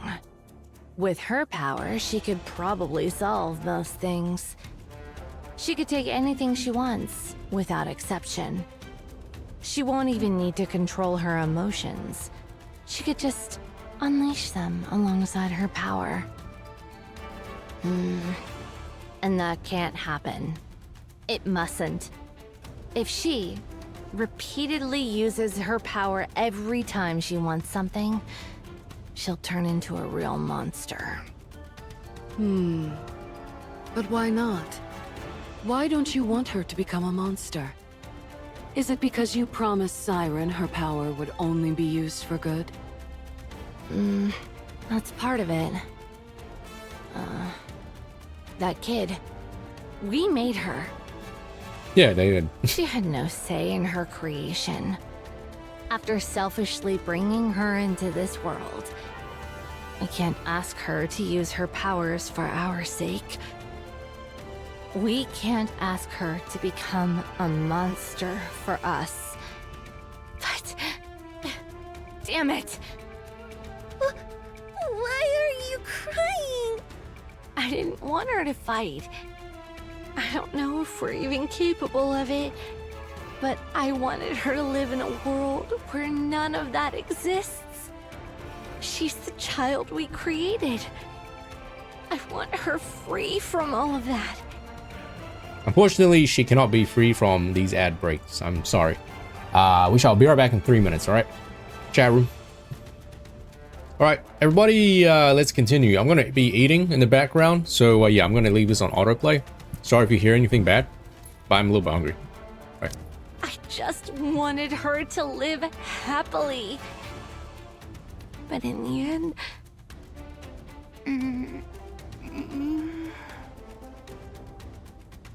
The girl wakes up. She lifts her head to look at Leviathan. Why? Don't cry. She reaches out and wipes Leviathan's tears. This is why I keep Oh, cute. crying.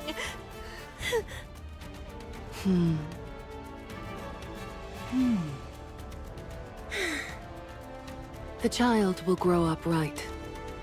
She won't become a monster. The child. Ever. Yeah, we can do it. Let's make sure of that. Do you know what distinguishes a monster from something that isn't? It's the presence or absence of knowledge. I, in all my astonishing wisdom, will impart all my knowledge unto this child. I shall personally see to it that she becomes Man, she really is like person Birdly. of intellect. And she really is like Oh, she's doomed.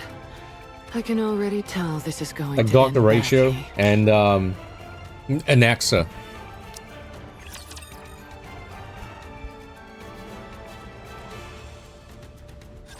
Believe in your king. Victory will be ours. I will be down with those Great. who threaten the kingdom.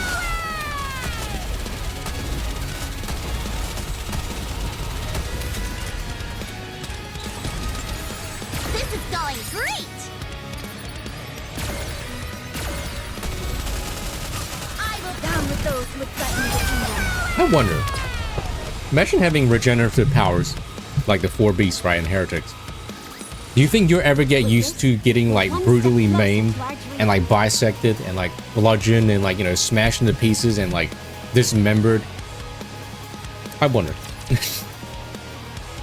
That's like, oh, you can't die. It's not like you'll die. You can like regenerate. All right, everyone, get in line. I wonder if you can get used to it. Another victory for firepower.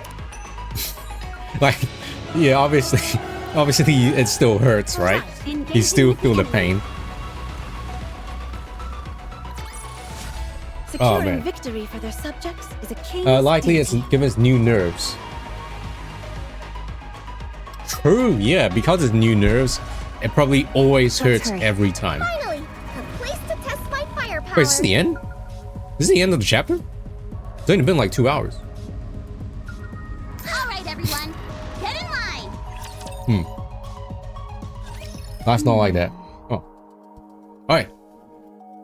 You look like you have a lot on your mind. Ah, well, indeed. Feeling pushed around by Mirror? It can't be helped. You lost so many of your clones since that day. All of you lost a great deal of strength. Meanwhile, the Queen got a clean slate. And Mirror's been glued to her side, watching everything unfold.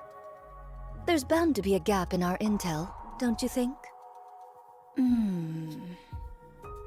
Mirror wants to see where things are at for you all. Whether you truly have the power to stand against the Queen. Stand against her?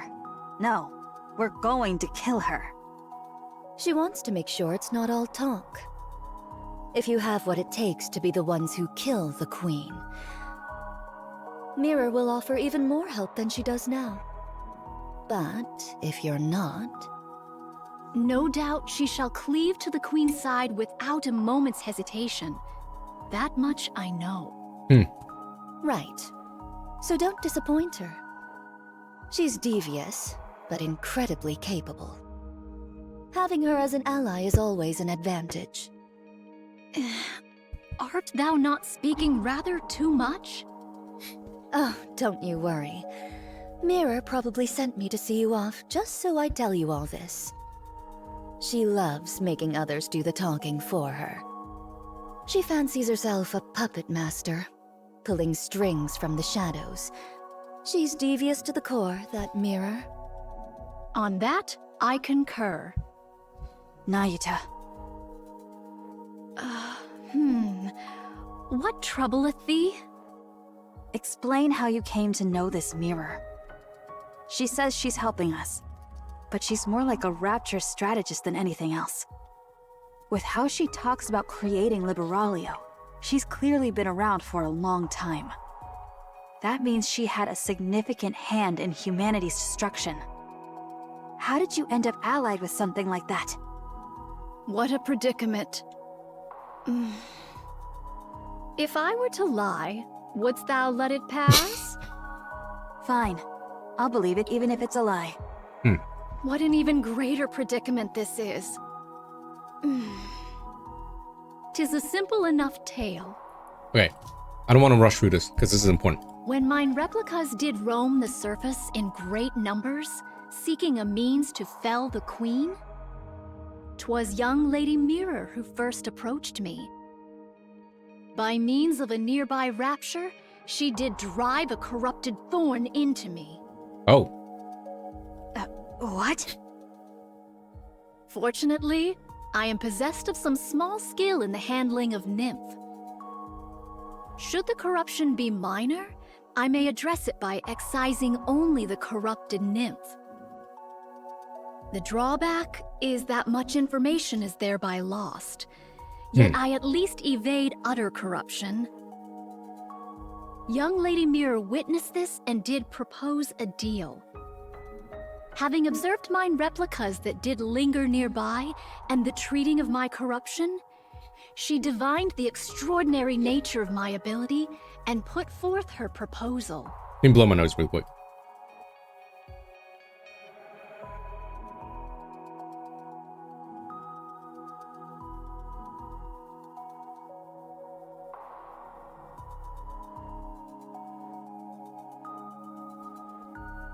Okay, sorry.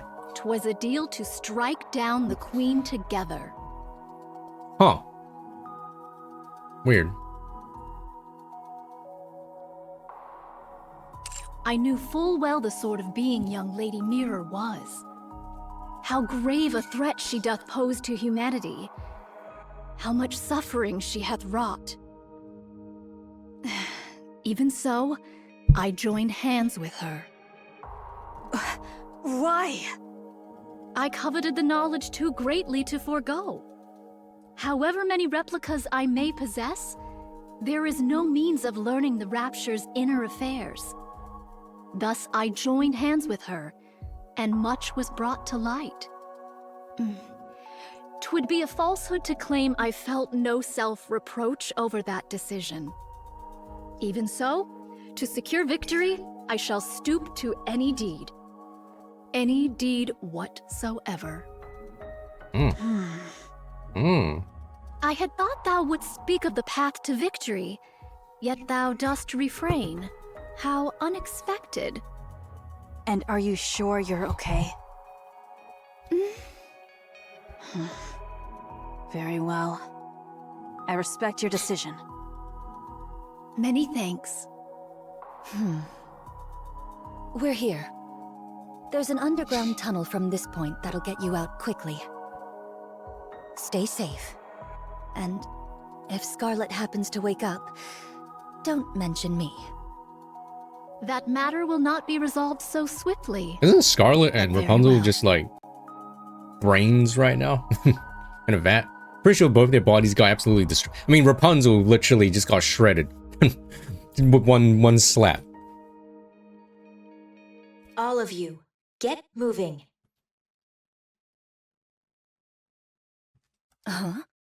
Ego Vista has caught your Damn it. Sniffer. This is the solo raid boss that got spoiled.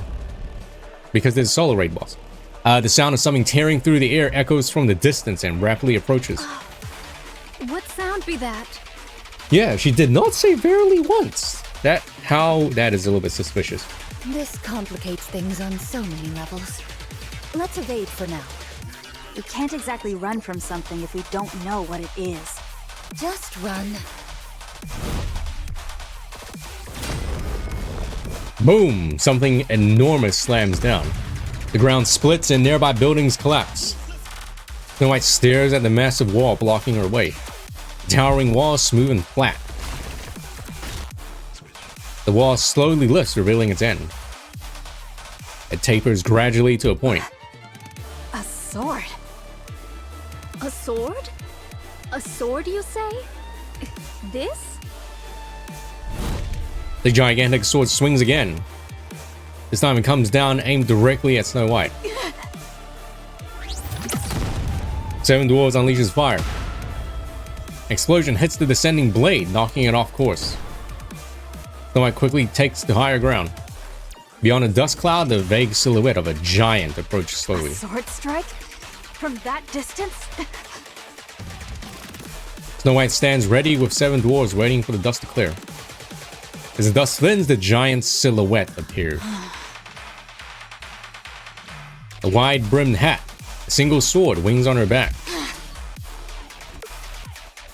Snow White stares vacantly at the form, an unmistakable imitation of someone. And just like Ultrua, this doppelganger before her provokes a great sense of rage in her. It is sacrilege. Hey, it's Isabel.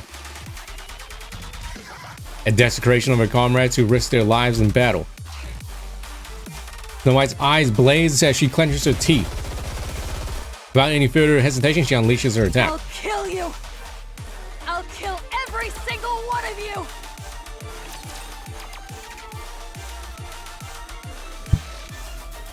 Yeah, this is the solo raid boss, which ends in like, I think today.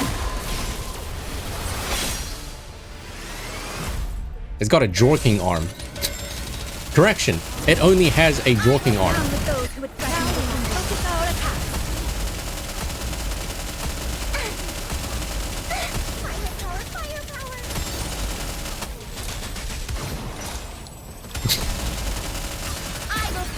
those who would threaten the kingdom. This lady's got like QTE circles as well. Reloading. Switch. Re-engaging. Reloading.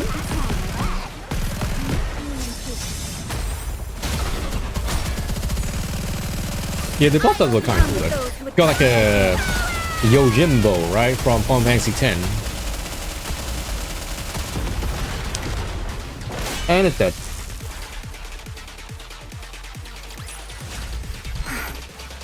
It's over. Now, let us rest together, Commander. Oh no, she's hot? Question mark? There's a lot of eyes. Was it Resident Evil? Splendid. Truly splendid. Never have I fought so earnestly. Not since the day of my birth. Maybe Ultra's hotter. I don't know. Remember Ultra? No, admittedly, I am newly born into the world.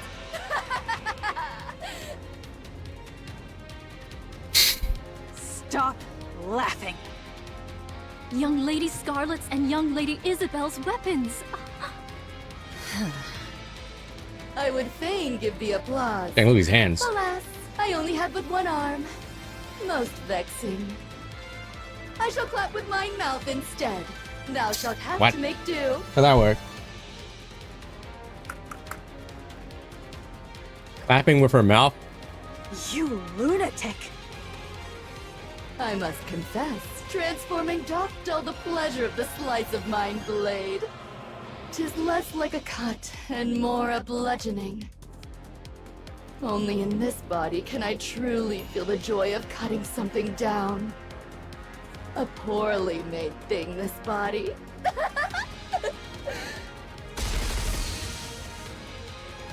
Yeah, they literally just said it was Isabel and Scarlet. But she only has one arm. Oh. Snow White fires a barrage of missiles. Eager Vista's arm detaches. Wait, you can't do that. The sword it's holding lashes out like a whip. With precise cuts, it slices through the incoming missiles before they even explode. The sword then swings towards Snow White's head. Snow White tilts her head slightly, evading the strike. My apologies. 'Twas a reflex. My name was merely to deflect the explosives. Hey, she apologized. Though thou art not blameless either, attacking in the midst of conversation. Doth such conduct not violate the way of the sword? Spare us the falsehoods.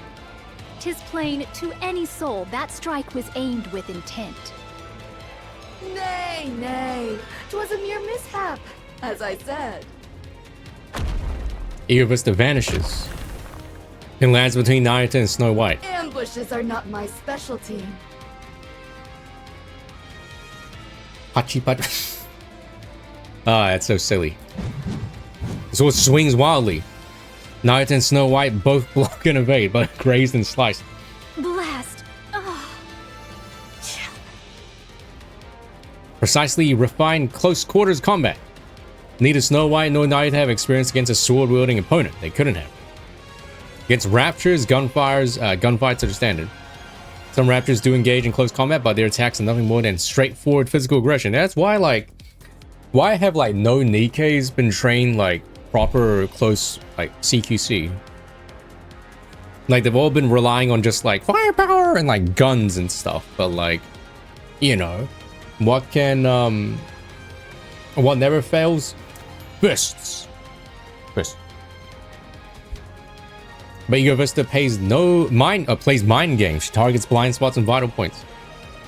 Nayuta knows self-defense, but not at the level to face a master like this. Against the master of the blade, neither can mount a single counterattack. Pachirisu? That's a Pokemon, right? Sword meets sword.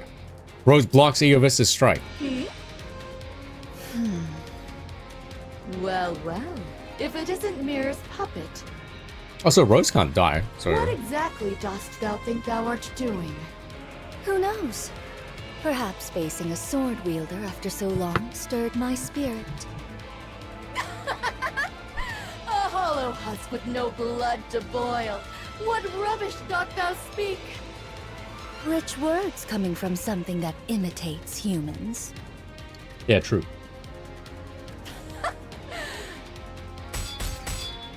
The blades clash. From a distance, Mira watches. This is no good. Did everyone get copied? No, Snow White's the only one that hasn't gone copied yet, right? I don't know if you can count Dorothy. Wait, Snow White and Haran. Ugh. They really are completely helpless. Even with half their forces remaining. They're struggling this much against a single newborn heretic. Altruria's retreat was likely due to that strange wall. These new raptures will just keep getting better. The Queen will secure the dark matter, and those half-baked things aren't going to pose an obstacle to her.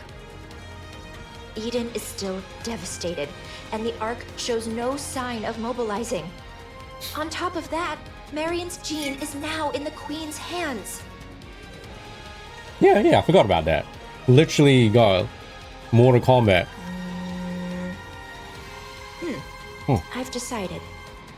It's a shame to abandon everything I've invested, but the Queen is on a whole other level. Perhaps her descent was the problem from the start. You think? There's no other choice. This is the right call. What a waste. Both Marion and the Ark. Such a shame.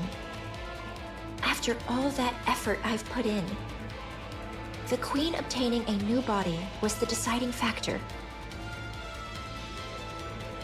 Oh shit, the Queen gene is gone, which means that I think that means Marion can't control raptures, right? Yeah, because the raptures follow the Queen. That's why she kind of lost control of Invilia and Chatterbox, right? Otherwise, she could have been stopped. Right. Time is infinite. I'll just have to look for the next opportunity. With a quiet crackle of static, Mirror vanishes. Well, I guess she's gonna leave Rose like this. Rose and Ego Vista's blades clash in a flurry of exchanges. They're evenly matched, but one side begins to falter. The difference in physical specs is overwhelming, but the difference in swordsmanship is overwhelming enough to cancel it out. Rose drives Ego Vista back. Impossible! How? You were going on about the way of the sword. You should know how meaningless ideals are when they're bereft of power. Silence, thou empty husk! Ego Vista swings her blade in desperation. Her movements are wide and sweeping, the kind that happens when emotion overtakes the body. Rose ducks and raises her blade. All she needs to do is lightly deflect and charge forward to pierce the core. As expected, nothing beats Scar's swordsmanship.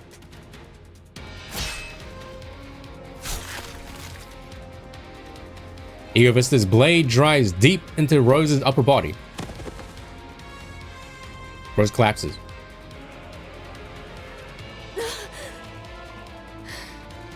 A pity.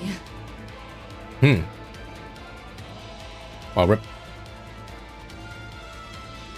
The sword was too worn, too frail to endure mine strikes. That it should end thus, I find it nothing short of regrettable. Dang, Mirror didn't thought to give her a better sword. Snow White levels her gun at the stunned Ego Vista.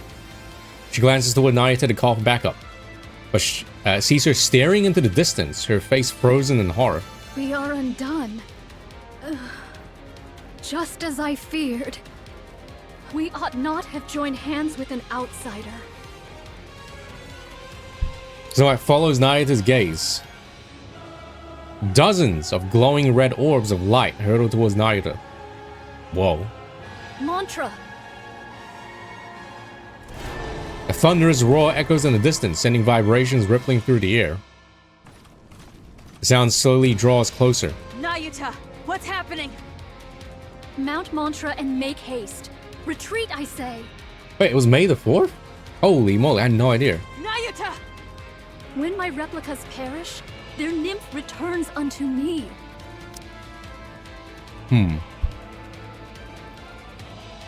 The scores of replicas whose whereabouts were lost here have failed.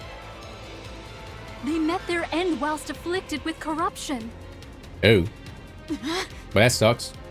Then those lights. Corruption of nymph. That light yonder. Mine own nymph, now corrupted. It comes for me. There is no evading it. Then you... Go at once. No more words. Mantra crashes through the wall. Snow White hesitates. She locks eyes with Nayuta. Fret not, I beseech thee. There is no shortage of what may replace me. Understood. Snow White mounts Mantra. The beast gallops off. Snow White's gaze turns to the fallen rose. Eager Vista stares at the ground as if dejected. While Mantra gallops on, Snow White bends down and lifts the battered rose. With Snow White and Rose abroad, Mantra leaves the area in an instant. Neither watches the ominous red lights converging on her. Mirror, things shall not unfold according to thy will.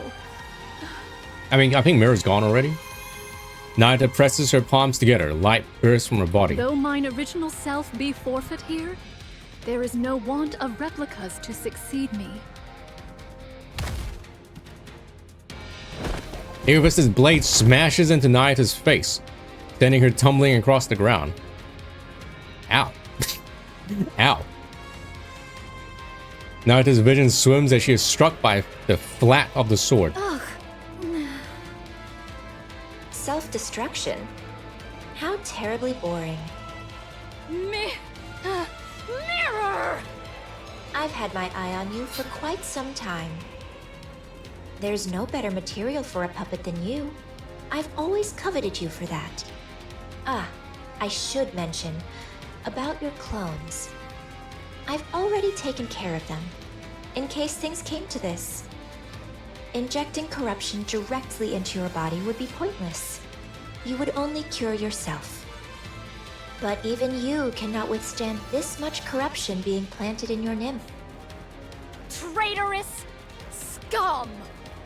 Don't look at me like that.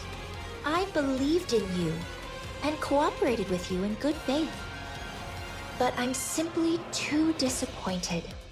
Please know that my feelings were genuine before. Vile wretch! I swear I shall! Sorry, but you should know. I'll do whatever it takes to win, too. The red lights enter Nayuta's body. He struggles, but goes still after a moment. A short time passes. The red-eyed monk rises to her feet. How do you feel?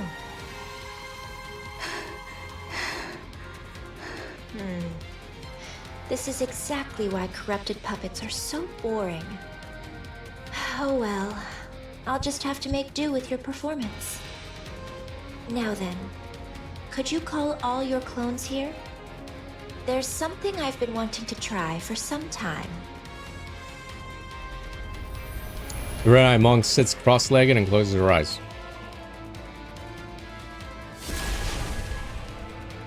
Light rises upward. Pietish. Watching that light, Mirror smiles.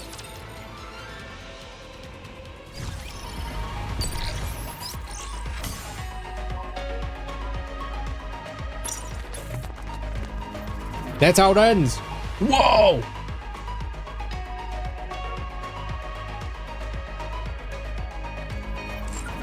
But it's not over yet.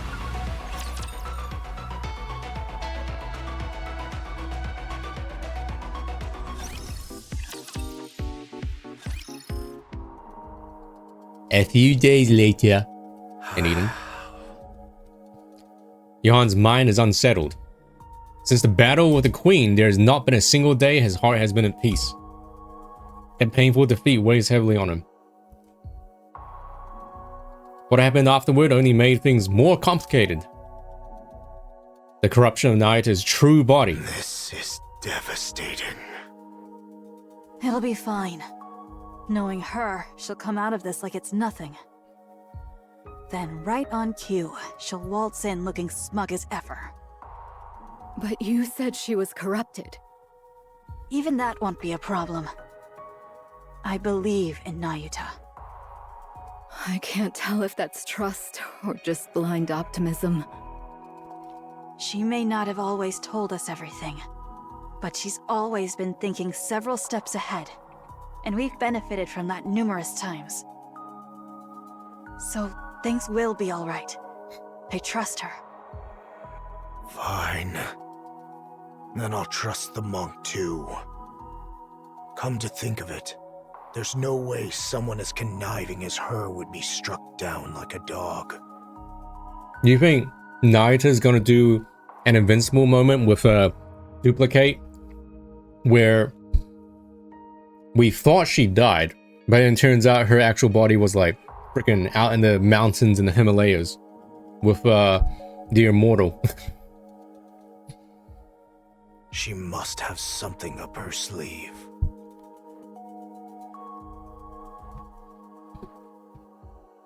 The Rapture strategist called Mirror. The newborn Raptures the Queen is said to be creating. I finished watching Invincible, yeah, during my absence, and it was pretty good. It was pretty good. I liked it. People were complaining about the voice acting and the animation quality going down, and yeah, at the beginning of the season, it was kind of rough, the voice acting and animation, but I think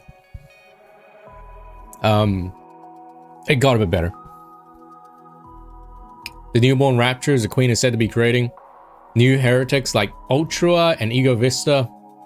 There may be more. There probably are. Chat, can I fix her? Can I fix them? Liberadio, who arrived in Eden with only her head remaining.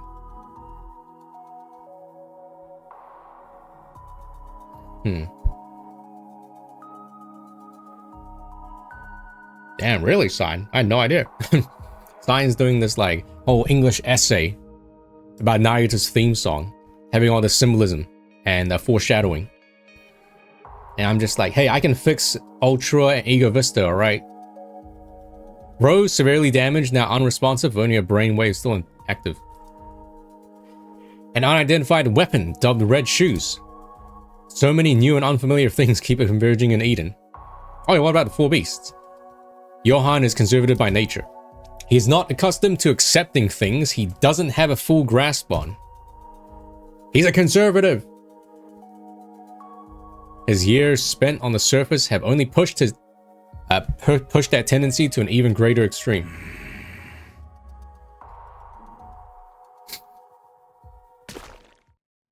Squelch. Ew. Johann steps on something. He frowns and slowly lifts his foot. Ew, dog poop. A sticky black liquid stretches between his boot and the floor. Johann's head hurts. He is afraid to open the door before him. But he can no longer ignore the noise coming from outside. After taking a short breath, Johann opens the door. Surprise, you have a daughter! Hey, I told you not to eat every single thing you find. Congratulations, Johann, you're now a father. Excuse me. Who? Was it Ziz? Huh? No, it wasn't me. Then who was it? Oh, sorry. I gave it to her. Was I not supposed to? She refuses to eat her meals because she keeps snacking all the time. Come on. Kids should be able to eat what they want. You can't go through life just doing whatever you want. Sometimes you have to do things you don't want to do. Wow, you're being all philosophical all of a sudden. This is certainly heavy. See? It's too heavy for you to lift, isn't it? I said it was heavy. I didn't say I couldn't lift it. Wow. A pseudo-human like you could lift my pincers? It's no big deal. It's your turn. You want me to lift your weapon? I could do that with one hand.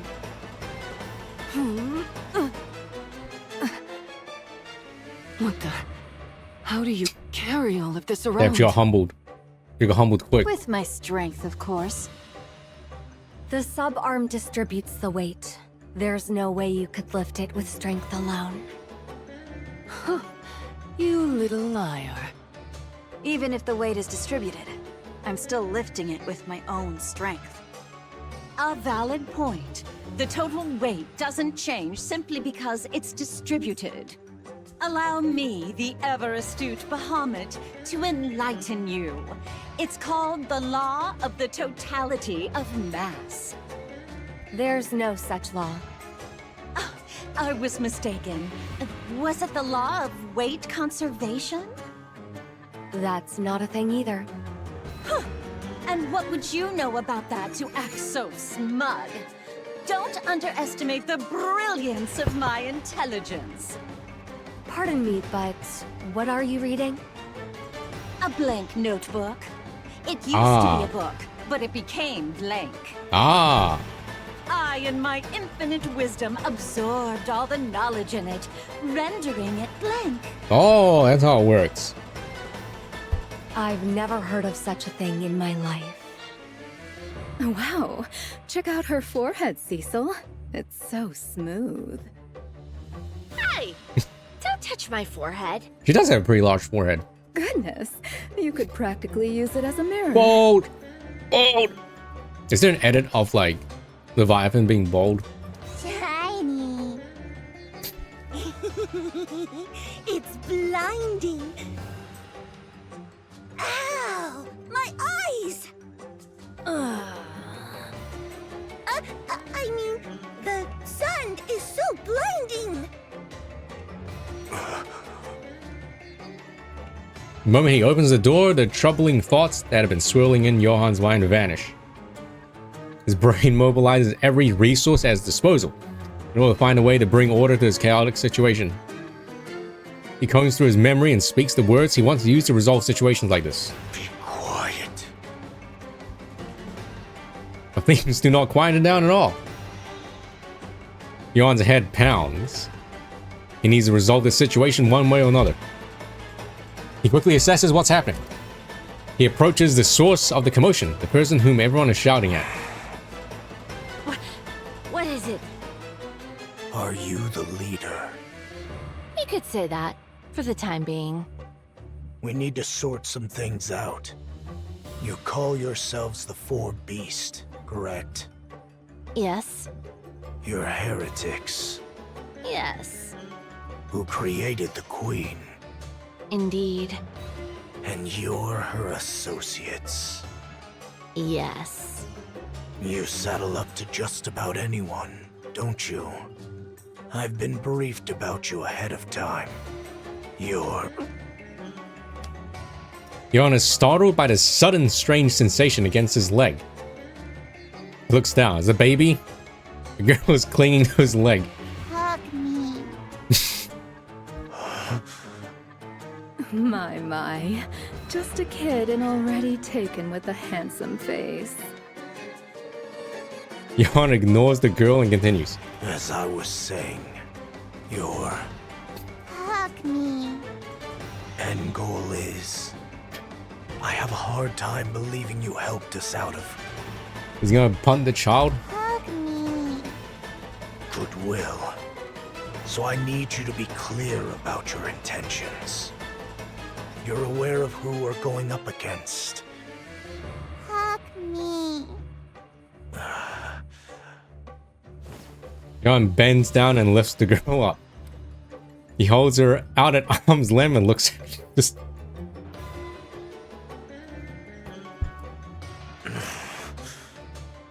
What is this thing? Hug me. I don't know how I'm supposed to hug you. Just wrap your arms snug around her. He doesn't know how to hug a child.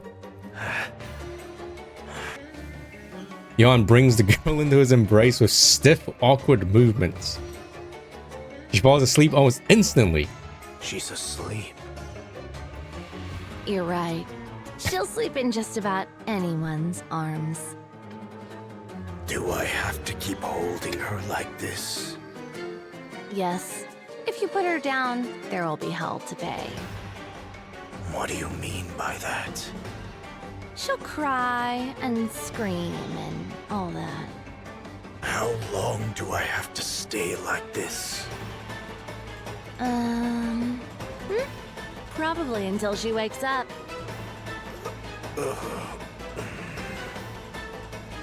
Johan looks down at the sleeping girl in her arms. In her arms, Johan's girl. The thoughts that had been tormenting him moments ago are completely gone. Focusing all his attention on holding the girl, Johan stood frozen in place. This is the first time Cecil has seen this side of Johan. He bursts out laughing in the end. All right, I have a clear picture of what's going on. We'll cooperate. Do I need to remind you of who we're up against? There's no need. We've met her. So, that was the queen? No wonder. What would happen if we leave her alone? I have no idea at all. According to Snow White, she's establishing a new faction, which means they intend to create a world of their own. Any notion of coexistence is just a pipe dream. Ryman stares at the girl asleep in Johan's arms. That's reason enough. We're in. Good. So we just wait until the young man contacts us? For now, yes. Understood.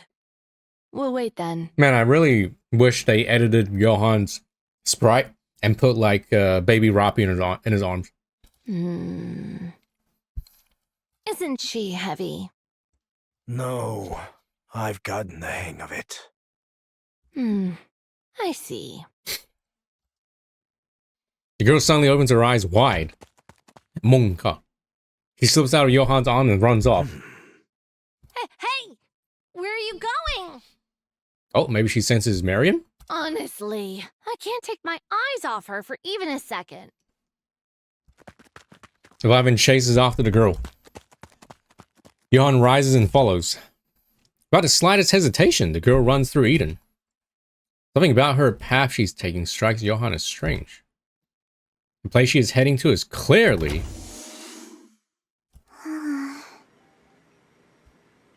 The girl quietly stares at Marion, lying there as if asleep.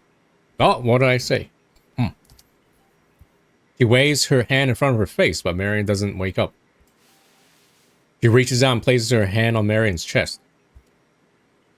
No heartbeat can be felt. Magical healing powers? The girl takes a step back and places her hand on her own chest. She feels 2 heartbeats. The girl continues to stare at Marion. Oh.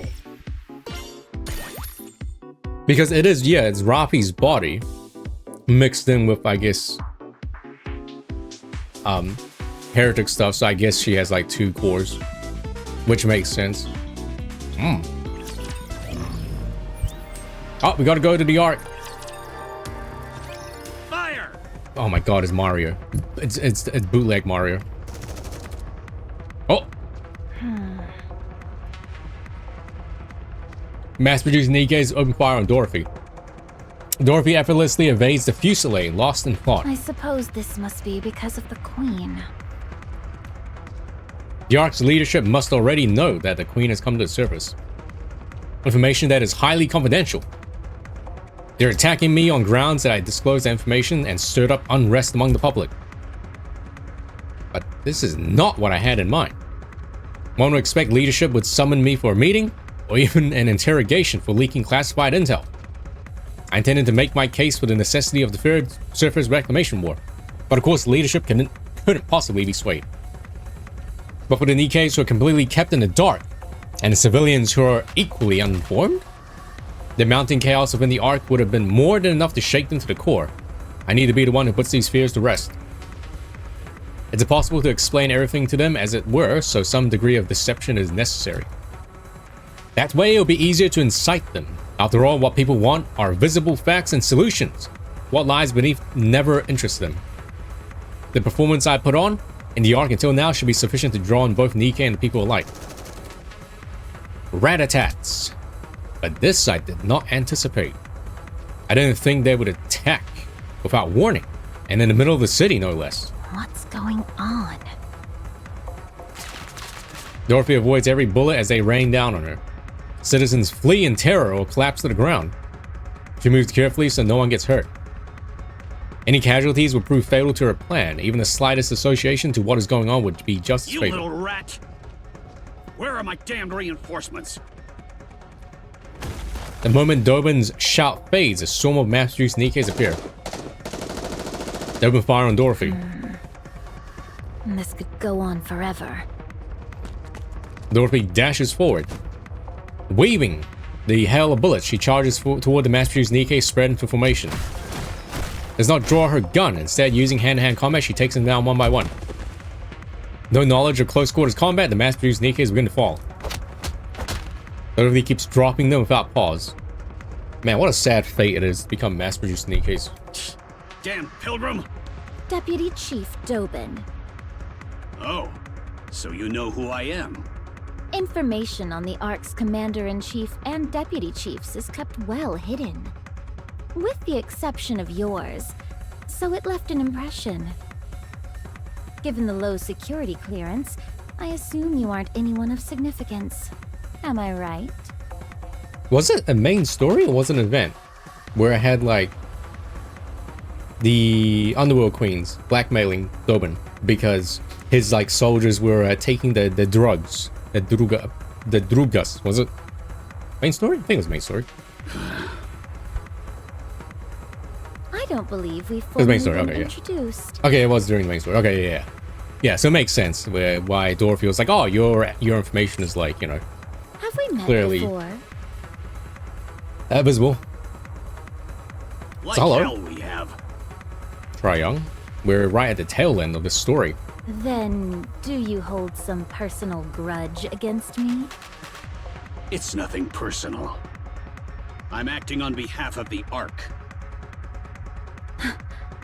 What did you say? I've known about your little scheme all along. I won't let you have your revenge on the Ark. Revenge on the Ark? What on earth are you? You're part of the Goddess Squad. And you're the acting leader, Dorothy. That's right. You must want revenge, don't you? The Ark should have been yours, and yet there's no place for any of you in it. But I won't allow it. But as long as I, Deputy Chief Dobon, am here, you won't have your revenge on the Ark. You? How do you know any of this? Seeing Dorothy's reaction, Dobon becomes certain. This is it, Luigi. This is real. With this, he can make a name for himself. Oh, now we're getting Dobon lore. Dobon was born in the Outer Rim. He was raised by a father who dealt with the stress of a difficult life by beating him mercilessly. To this day, he's unsure if that man was truly his father. Perhaps that was simply what he wanted to believe. One day, while living hand to mouth as a collector, a central government soldier showed up in FALTs. Everyone groveled before the soldier and obtained food and money in return. Dobon polished the soldier's shoes out of curiosity, and the soldier gave him money. It was a large sum that would take 3 months of work to earn, but he turned down the money. Instead, he smiled and claimed he was only doing this because he enjoyed it. The soldier took an interest in his young boy from the Outer Rim, one who expected no compensation. The soldier stayed in FALTs for a month, putting Dobon to work as errand boy. I remember FALTs is like the brothel in the Outer Rim, where a lot of like unregulated, you know, sexo happens. Dobon served the soldier wholeheartedly, and on the last day, the soldier said to him, "Come to the Ark and serve me there." And so Dobon received an identification chip from the soldier and headed for the Ark. 1 month was all it took. The identification chip that everyone in the Outer Rim could only dream of had come to him simply because he served an unnamed soldier for a month. It didn't take long for him to realize that everything he so desperately desired in the Outer Rim is easily obtained in the Ark. Doban lived as a citizen of the Ark before becoming a soldier. One day, an opportunity arose for him to tour the Outer Rim, which he accepted without hesitation. He did so because he found himself missing his hometown. One moment he crossed a partition. However, Doban was horrified. Had this place always been this filthy and dark? Someone approached him and polished his shoes. It was the man he used to call father. The man repeatedly bowed and polished Doban's shoes, but had no idea who Doban was. Doban ground the man on the foot, then fled the Outer Rim. He was ashamed that he comes from such a putrid cesspool. He despised himself for ever considering that place home, and for missing it even briefly. From that day on, Doban became vitriolic in his disdain for the Outer Rim. He believed that if the Outer Rim disappeared, his shameful and disgusting past would disappear along with it. He proposed a policy targeting the Outer Rim to central government. The policy called for isolating the Outer Rim and designating it as a dumping ground. The central government approved the proposal and gave Doban full oversight. From the central government's perspective, the Outer Rim had always been a headache, but abandoned or not, it was still a place where people lived. But the policy Doban presented treated the Outer Rim as a place bereft of inhabitants. If things went wrong, all blame could be pinned on Doban. From the central government's perspective, there's no reason to refuse. The Outer Rim began to turn to hell. Doban soon gained recognition for his role in resolving such a troublesome matter, and rose to a high-ranking position. Oh my god, who the hell cares? From then on, Doban directed all troublesome and unsavory matters into the Outer Rim. The place descended further into hell. Meanwhile, the quality of life in the Ark continued to rise. As a result of this repeated cycle, Doban rose to the position of Deputy Chief. He felt on top of the world. That someone like him from the Outer Rim could rise all the way to Deputy Chief felt like a dream. But that was where it ended. With the Ark stabilized, there was nothing left to dump in the Outer Rim. Whenever problems arose in the Ark, he engineered it to appear as if the Outer Rim's handiwork, only to be repeatedly foiled by the Underworld Queen and Exotic. He hears whispers behind his back. He's accused of selling out his own hometown for a promotion, and now that he's without a scapegoat, he's powerless. Doban began to grow anxious. He had a dream to make the Ark his own personal fiefdom? The thought of an Outer Rim native standing atop the Ark filled him with unbridled joy. But he had no way of getting there. Save for his capacity for inhumane methods, Doban had no real talent. His standing naturally began to erode, and nobody acknowledged his worth. He was excluded from important meetings, and he was not even assigned a NIKKE to his name. He concluded that both his position as Deputy Chief and his place as a soldier and citizen of the Ark were at risk if things continued. He needed to prove himself, but he was incompetent. That was when the pilgrim Dorothy arrived in the Ark. He found it suspicious. The timing was too conspicuous. Doban became certain Dorothy had ulterior motives and began investigating her. When Dorothy left the Ark on an exploration mission on Utopia, he went so far as to plant a bug on her to find her motives. However, he learned nothing of significance, and there was no information about Dorothy anywhere in the Ark either. And NIKKE without records shouldn't exist. After exhaustive inquiries, Doban uncovered the existence of the Forbidden Library. His position as Deputy Chief made that a possibility. Doban set out to comb through the Forbidden Library. However, the library's doors remained closed to him. Breaking it without authorization would be a death sentence, even for a Deputy Chief. Since there was no way access to the Forbidden Library would be granted to him, Doban was left stomping his feet in frustration. After days of lurking around the Forbidden Library, he spotted NIKKE scoping out the same area. Doban sensed that an opportunity would present itself in some form. And sure enough, something miraculous happened. There was a blackout in the Ark. Shortly after, the NIKKE had been loitering came sprinting out with a book in hand. Doban shot the NIKKE in the head, stole the book from her, and fled. Wait.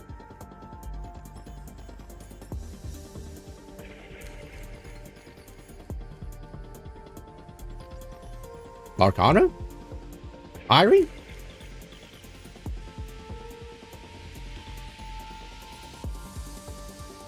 What happened at the end of that? I forgot. I forgot what happened at the end of that. Like, I know, like, Arcana was like, oh, I hope she doesn't do this and do that. I forgot what happened at the end of that excursion. After reading everything written in that book, Doban let out a shout of triumph. All records from the Forbidden Library carry inherent credibility, so the contents of the book could be trusted. He became certain of Dorothy's intention. He was convinced if he killed Dorothy before she brought ruin to the Ark, his standing would solidify for good. Eliminating the instigator intent on destroying the Ark right before any damage occurred. Just imagining himself as the hero who averted the crisis and saved the Ark filled him with joy. Doban, guardian of the Ark. While he yet stood, peace would reign in the Ark forever. Answer me. She ran out with the Dorothy records, but we didn't know what the end result of that was, I guess, until now. How do you know any of this? Everybody in the Ark knows it. Why would you think I wouldn't know? And I know your motives, too. Goddess Squad, the goddess of victory, humanity's hope. To think that you, one of those legendary NIKKEs, could have fallen this far. Pathetic. We will never hand the Ark over. I see. So you knew everything. So, what exactly do you plan to do about it? Isn't it obvious? I eliminate the outsider who is trying to throw the Ark into chaos. Just one question. Why did you abandon us? What are you talking about? You're the ones who abandoned the Ark. What did you say? The Goddess Squad demanded far too much. You wanted half of the Ark and the seat of supreme authority. Free control over military forces and unlimited access to resources. You didn't care what happened to the citizens. All you did was constantly demand things to serve your own interests. You even threatened us with force. Fortunately, the Ark was strong enough to withstand your assault. What is that? When defeated, all of you fled the Ark with your tails tucked between your legs. Despite all that, to honor your contributions, the Ark elevated you to myth, enshrined you in monuments, and passed down your instead of gratitude toward the Ark. Have you ever seen us in person? No, I was born in the Ark. That's a lie. I see. So that's how they recorded it. Doban knows the whole truth. He knows the author of the Forbidden Library foresaw what fate awaited the Goddess Squad upon entering the Ark. He knows they took on the role of villain to prevent the goddesses from being forgotten. And he knows why the goddesses ended up in the way they did. Oswald! Unfortunately we cannot escape the ads, so we shall be right back after 3 minutes, alright? Sorry, but he doesn't say anything. Alright, ladies and Germans, let's continue this story. He doesn't say anything. What matters now is for him, the Ark's deputy chief, to take down the outsider blinded by revenge and earn his merit. Yep, in here, yeah. But hello again. So he must provoke Dorothy into giving him what he wants. All units! This pilgrim has spread misinformation and incited unrest in the Ark. I want her captured alive. We must keep the Ark safe. We cannot allow an outsider to ruin everything we've built. You really do have a way with words. It's a battle of falsehood against falsehood. If the official narrative regarding the Goddess Squad is as Doban says, then Birmingham's passive treatment of her makes sense. But it doesn't make sense. Or it doesn't matter. The people whom Dorothy must appeal to are not those in power, but the NIKKEs and the ordinary citizens. Dorothy holds irrefutable proof that the Queen has descended. Whatever Doban says about Dorothy's true intentions will crumble before the undeniable physical disaster looming ahead. Both lies will come to light one day, but Dorothy is confident in her victory. If the truth is great enough, even the small lies mixed into it have a way of becoming the truth. Ensure that she'll come out on top when that decisive moment arrives, Dorothy decides she must first control public sentiment. Dorothy once again cuts through the mass-produced NIKKEs. Escaping will be easy, as with subduing them. But I needs to come off as the victim, since the public tends to side with the weak. I'll give them just enough of a fight and take some hits, but under no circumstances can I use my gun. And there must be absolutely no casualties. It must appear as someone is targeted by the central government for telling the truth. Doban's actions here will give the Nikkes and citizens the confirmation they need. Confirmation that the central government has been deceiving the Ark. Why don't you take a nap? Dorothy drives her knee into the abdomen of the mass-produced Nikke. Nikke bends at the waist and groans. That moment. Ba-boom! I don't know what that spawn is. A mass-produced Nikke explodes, sending fragments everywhere. Huh? Nikke besides her charges with a shriek and lunges at Dorothy, trying to grab her. Okay. Dorothy reflexively dodges and breaks the Nikke's stance. Oh, it's messed up. The Nikke staggers, then detonates. What the? that is fucked up. Hey, more downtown. Dorothy brushes a fragment of something from her face and realizes with certainty. What a dirty trick. What the hell? This pilgrim killed those Nikkes. All units, switch from suppression rounds to live ammunition. This pilgrim has no intention of cooperating. All the mass-produced Nikkes simultaneously replaced their magazines and fired Dorothy. But the bullets are the same as they were before. Everything was just for show.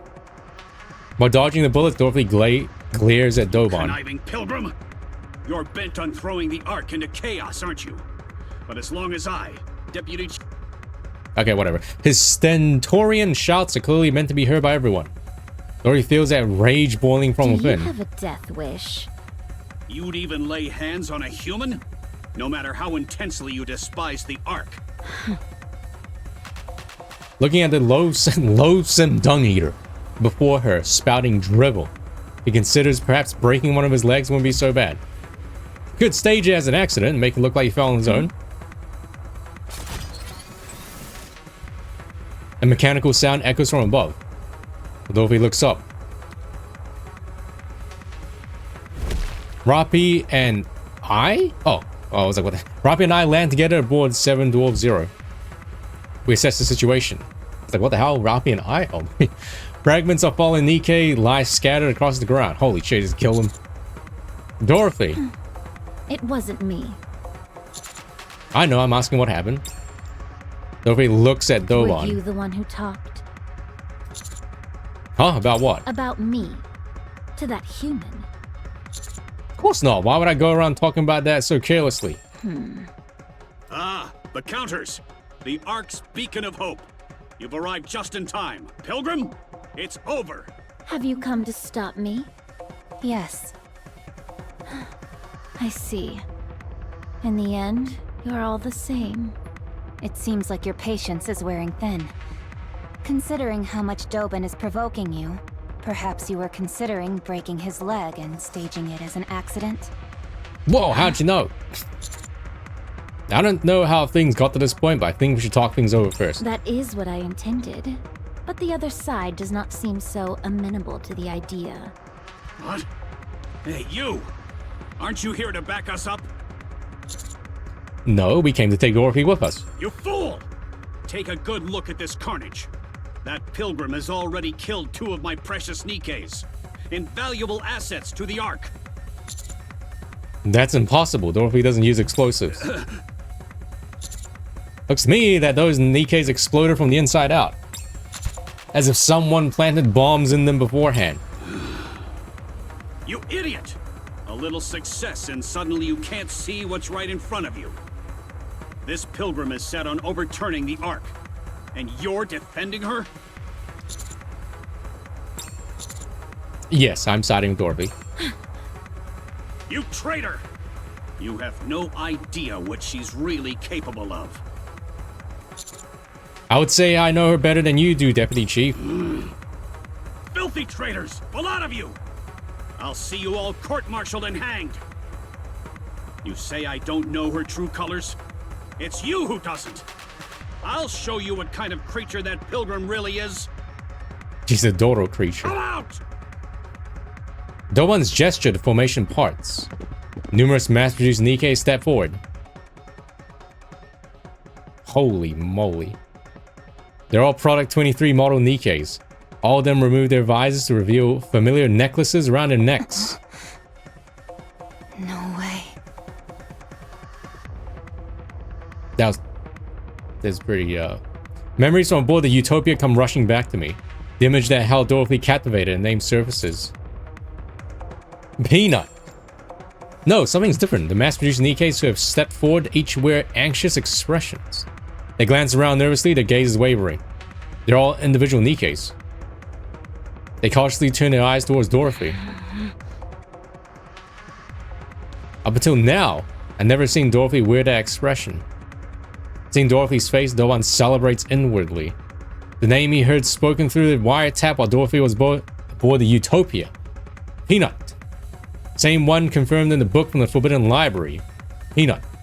Whoever this Peanut is, she's certainly someone important to Dorothy. Well, clearly.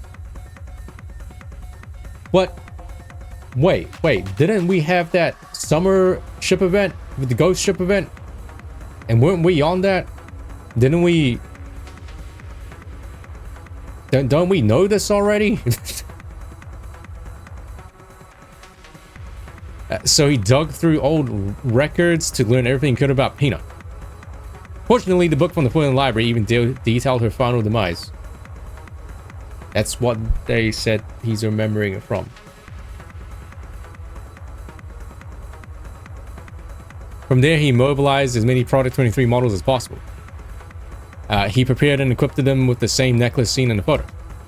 Now he'll send them hurtling towards Dorothy and kill them all. If Dorothy becomes angry, good. If she loses reason, even better. Okay.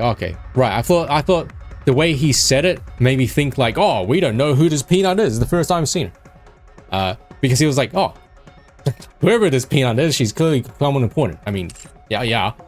If she comes charging at him to kill him, it'll be perfect. In that moment, she'll become the Ark's public enemy #1. The NIKKEs at his side are equipped with energy shields rated against optical weapons. Dorothy uses optical weapons favoring precision low output shots over high output ones. The shields should hold against her shots very well enough. In the process, Dorothy's weakness will become fully exposed. After that, everything will fall in place. He'll take down Dorothy, put on okay, yeah. It'll be easy to frame her to anything overthrow the Ark, so she becomes okay. Doban will be recognized with efforts. Yeah. He recalls Dorothy's reaction earlier. Drunk on his feeling of victory, Doban smiles the first time in a while. Sorry, as I said, it feels like everything's repeating itself. I don't fully understand this relationship between Peanut and Dorothy. Even so, one thing is certain. Peanut is more precious to Dorothy than anyone else. And the image of that very person is standing for her now. Hurry, slap her in the face. This is an act of desecration. A vile one at that. It's trampling with muddy feet into the sacred space of a stranger's cherished memories. Go. Mass-produced NIKKE resembling Peanut hesitates and runs forward. She spreads her arm towards Dorothy and forces a smile. Dorothy stands frozen, staring blankly at her sight before her. NIKKE approaches. Dorothy. And she explodes. Dude, that is... Robbie? Robbie! Roger. Putting a bullet in that bastard's head now. Oh, that works. Dude, Dorothy! Dorothy draws her gun. She aims it directly at Doban. Robbie rushes in and grabs Dorothy's gun. Let go. Wait! Pull back! Roger! Let go, I said! 700 activates and Robbie withdraws from the area of Dorothy in tow. I glare at Doban. Oh, I got a phone call. We're right. Okay, sorry, got a phone call. I'm back now. I glare at Doban. You fool! What do you think you're doing? Traitorous scum! How dare you protect the Ark's enemy? You don't expect your death to be clean. What? Damn. I run in the direction Rocky and Dorothy flew off towards. And he's Neon, change the location. What? But we're almost there. Then where do we go? Head toward the hospital. I'll send you the exact location later. Okay. See you later, Master. Bye, Neon. I cut the transmission and break into a full sprint. Wonder why they do this. Like, we need to go back to the downtown area anyway. I sprint in the direction Rocky and Dorothy are headed. The only problem is, I don't know the exact location either. Bang! There! Ooh, new location. Robbie tumbles across the ground. From a distance, I catch sight of Dorothy pulling away. Robbie, you okay? Take cover. Dory fires wildly.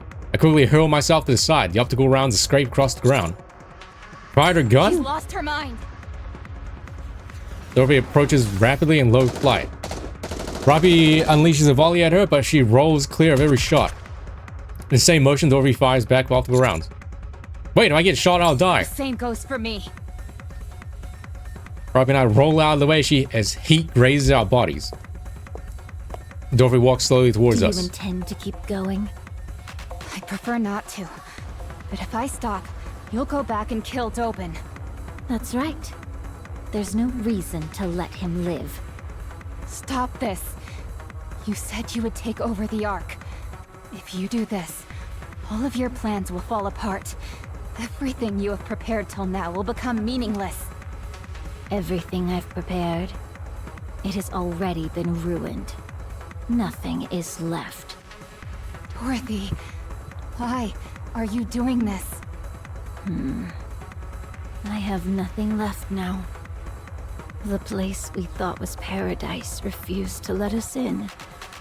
And the new paradise we built cast us out. That's right. I have given up all hope. Because there's nothing else I can do.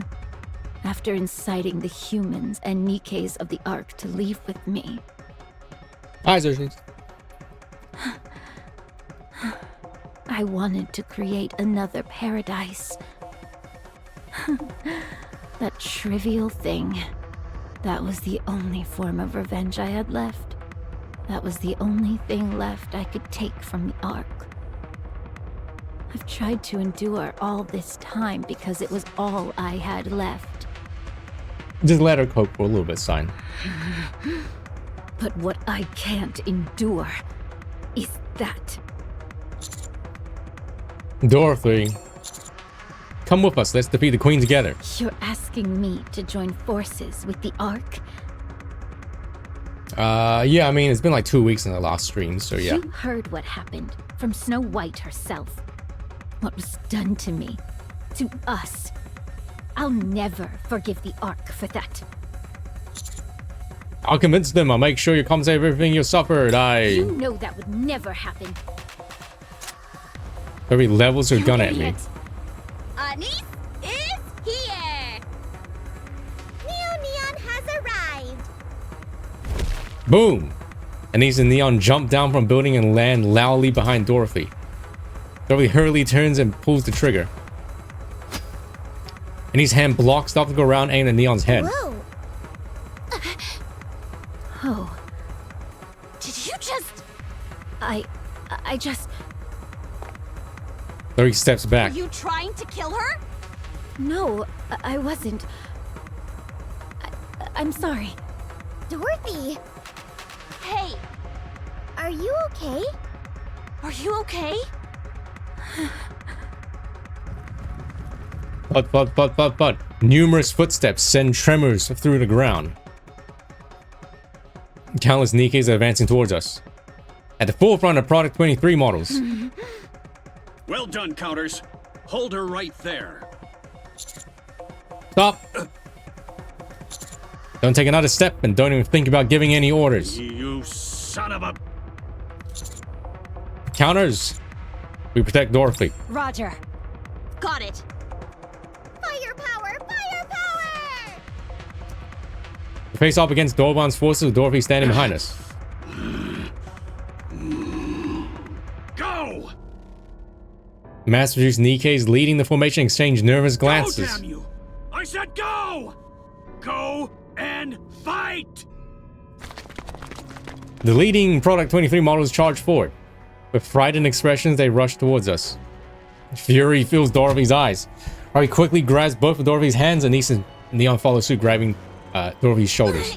Why is she so strong? Don't worry, there's 3 of us. Let me go. I'm going to dispose of that trash.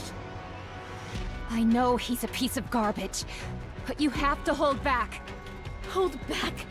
You want me to hold back? Imagine if those NIKKEs looked like Red Hood. Could you really hold back? That piece of filth! How dare he use Pina! My most precious wings! He's desecrating her memory! He doesn't know the first thing about what happened, but he dares trample on my memories to provoke me? My most precious memories! You already know he's trying to get a rise out of you, so don't fall for it. I don't care! I'll play right along! Very well. I'll take— Are you being serious? She's taking the bait. She's getting rage baited. Yes, I'm serious. Barbie releases Dorothy's hands. She looks straight at Dorothy and says, Okay. Then let's kill him together. What? If that's what you want, then let's kill him together, Dorothy. I'm your friend, so I'm in this with you. What are you saying? The ground shakes from the thunderous footsteps. In an instant, countless NIKKE surround us. Deputy Chief Birmingham arrives with reinforcements in tow. Everyone, stop. Dorothy, drop your weapon. Damn, Birmingham, we need to get some exercise. I said drop your weapon, Dorothy. Now, drop it. Why should I? Perfect. Exactly what I hoped for. A large audience.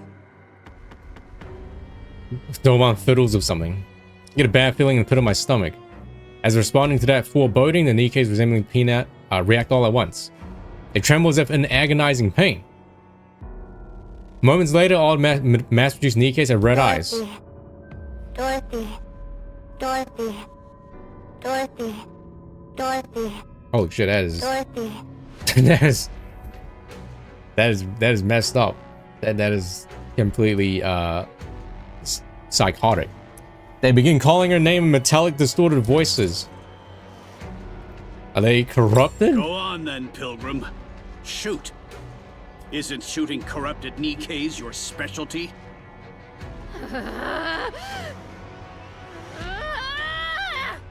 Did he actually? Holy moly. Dorothy shakes everyone off and raises her gun. No, Dorothy! Yes! Shoot! Shoot and reveal your true nature. Several mass-produced NIKKEs shield Doban. Doban laughs. Worked. She took the bait. Dorothy's gun trembles. She glares at Doban, her face full of rage. Then, bang. A hole opens in Doban's head. Oh my god, to be continued! No, I'm gonna keep going. Doban collapses to the ground. Red spills from his head and stains the ground. Wait, did he actually die? His body lies motionless. He dies instantly. Damn it. Chaos erupts. NIKKEs and citizens alike scream. One of the Ark's highest authorities, Deputy Chief, is dead. Oh, he actually died. Well, rip BOZO. Dorothy, what have you done? It wasn't me. Oh? I turned my head. Oh shit, smoke rises from Deputy Chief Birmingham's gun. Oh shit, what a Chad. Deputy Chief. Enoch. The verdict. I will deliver my judgment. Holy shit, Birmingham, the Chad. The mobilization of private forces within the Ark without majority consent of Ark leadership.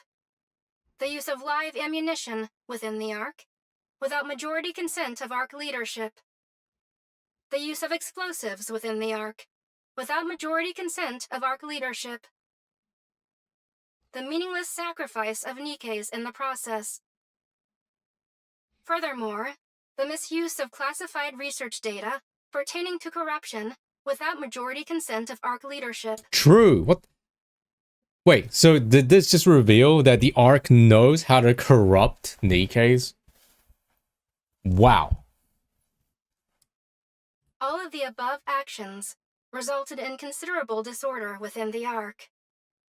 I hereby deliver judgment on Deputy Chief Burningham, who carried out summary execution on Deputy Chief Dobin, the party responsible for the aforementioned offenses, on the basis that Deputy Chief Dobin's actions could have further destabilized the Ark's already turbulent situation, on the basis of the potential threat posed to the Ark by unnecessarily True, but provoking now we have Pilgrim, confirmation Dorothy, an unidentified entity. that the Ark literally can corrupt NIKKEs if they want to. Furthermore, on the basis that Deputy Chief That's fucked up. Dobin held no meaningful influence over the Ark's current operations, Lol, true, holy shit, you got absolutely destroyed. I hereby rule Deputy Chief Burningham's summary execution of Dobin a justified act. Yeah! Woo! Please note that this ruling factored in the special circumstances of the situation being treated as wartime. Good. That's a relief. Burningham, who is drenched in sweat, looks at Dorothy. Dorothy stares back with a shocked expression. A real relief. Burningham surveys the NIKKEs filling the street and the citizens watching everything unfold from a distance. Then he whispers to me. Help me put the NIKKEs and the citizens at ease. Well, why don't you do it yourself? I'm not good with crowded places. Very well. A private call comes through from Enid. I will dispatch personnel to retrieve the body of the former Deputy Chief Dobin. Thank God he's dead. Additionally, I will request that Elysion treat the NIKKEs afflicted with corruption. They should be treatable with the Vaupaus we have secured. Bapusi. So you knew about Yes, this? but I am the only one who does, so there is no need for concern. Good, I'll leave it in your hands. Very well. I look around. See the trembling eyes of the countless NIKKEs and citizens. At the end of their gazes, Dorothy stands. I take a deep breath and point at Dorothy. This is Dorothy, the second leader of the Goddess Squad. The Goddess Squad is not a legend. They existed, and their leader stands before you now. What on earth are you saying? Dorothy is innocent. I can vouch for her. You all know what Dorothy has done for the Ark in its time of need. I'll personally guarantee Dorothy's safety as the commander of the counters, the commander unit. We got Doban lured up because he was going to die instantly. Former Deputy Chief Doban. He attempted to frame and execute Dorothy. His motives are currently under investigation. His actions were no different from the acts of terrorism, including the discharge of firearms and the planting of bombs inside NIKKEs to use them as weapons. He was executed by Deputy Chief Birmingham. Should I say more? Do I need to address what Dorothy or even what Doban said? As I mull these things over, my eyes meet Birmingham's. He suddenly shakes his head. This is all I can share at the moment. Further details will be provided in a statement from central government. From here on, please follow any directives issued by central government. Thank you.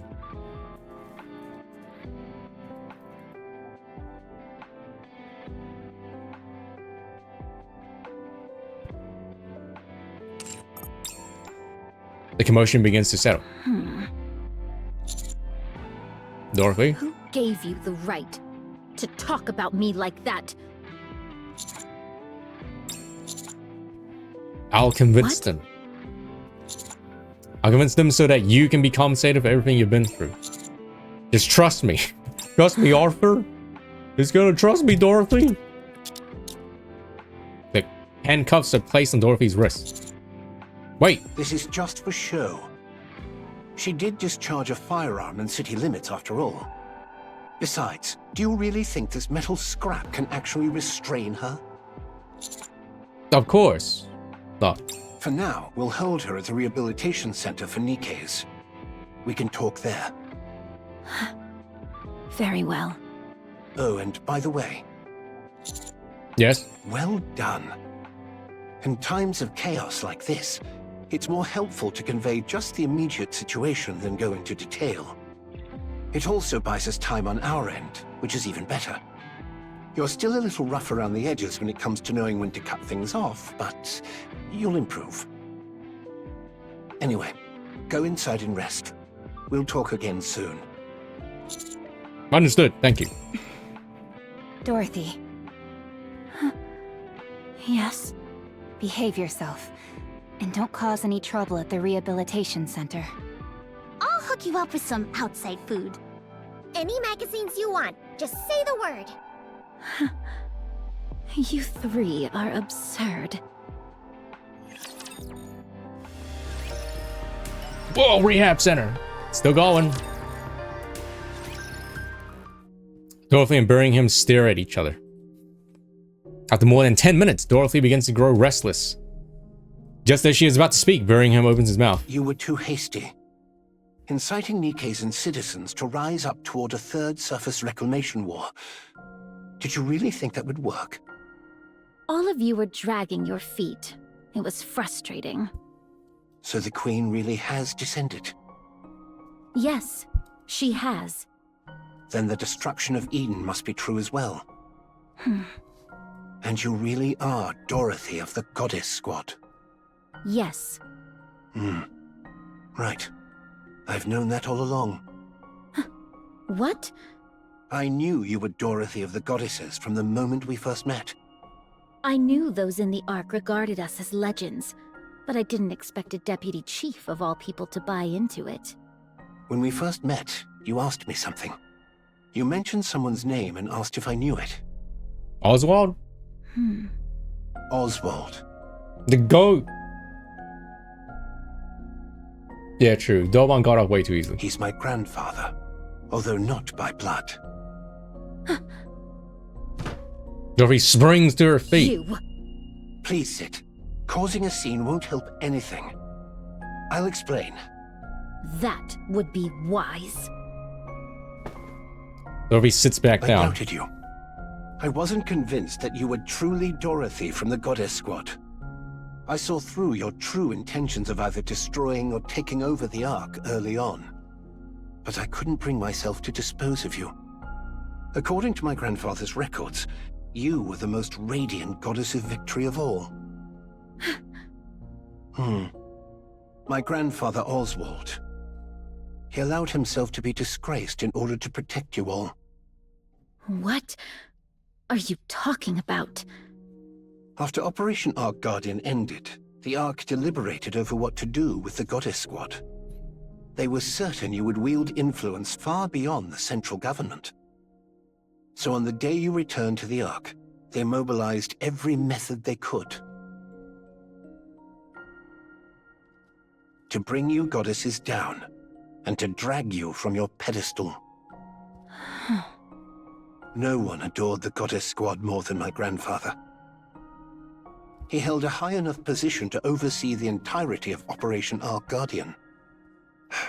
So he abandoned the Goddess Squad, because it was obvious to anyone that they would be destroyed if they returned to the Ark. You honestly expect me to believe that? I know. There's no evidence of it.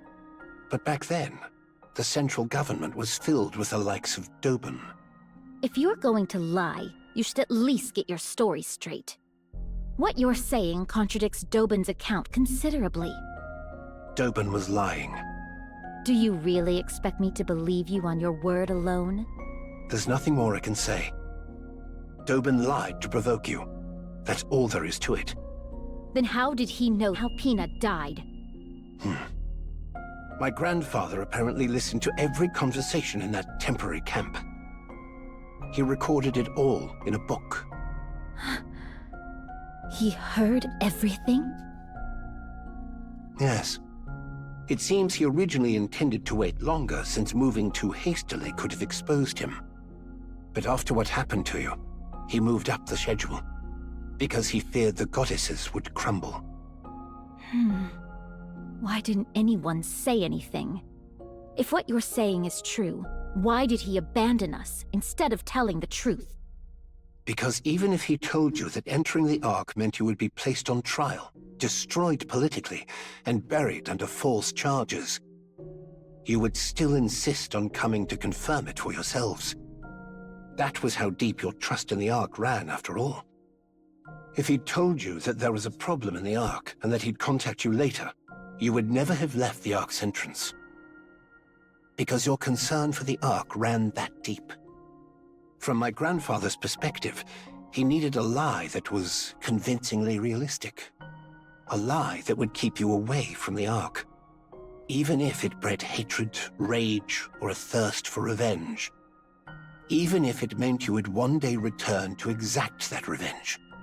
He wanted to make sure you never wished to set eyes on the Ark again. Then why didn't he call us back afterward? The Ark had long been dominated by VTC, and VTC would never have tolerated your existence. There was nothing he could do, since they were too powerful. So my grandfather filed a false report saying the Goddess Squad had deserted. Later, after VTC was destroyed, the situation improved. But too much time had passed at that point. There was no way to find any of you. Then that means you Anderson? knew what we went through. Anderson, when John worked on VTC? You knew my true identity when I came to the Ark, so that means you knew of my objectives too. Then why did you stay silent? Did you want to humiliate me? As I said before, I doubted you. It was far too obvious that you would come to the Ark for revenge after being abandoned like that. So I kept watch this whole time.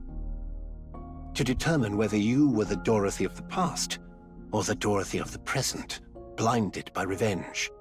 And I came to a conclusion. Your grandfather would have been heartbroken to see what became of the Dorothy he once knew. But you know what? The only reason I'm this way is because of you. I'm sorry.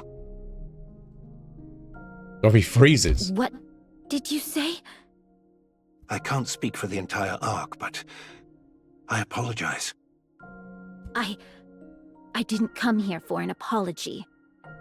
Dorothy, what do you want from the Ark? The Ark. I want to seize it and get my revenge. No, you cannot. As I said, I reached a conclusion after observing you. And my conclusion is this. You won't act against the Ark. I could reduce the Ark to ruins right now if I wanted to. Perhaps, but you won't. You had the power, the ability, the charisma, and yet you didn't. You deliberately took the long way around. You saved the Ark from the brink of ruin multiple times. You were happy when NIKKE's and people thanked you. As you said, you could have had your revenge at any moment you wanted, but you didn't act on it. True, Potter, yes, another Dorothy. Well, she does have a idol outfit, by the way. That's like... Oh, I think it ended, because now it's Rapi's one, right? Watching you fail to fire a single shot at Doban was what convinced me. You can't do it. Because you are a goddess. The goddess of victory. Holy shit, he said it! Again! That's why you cannot do harm to the Ark.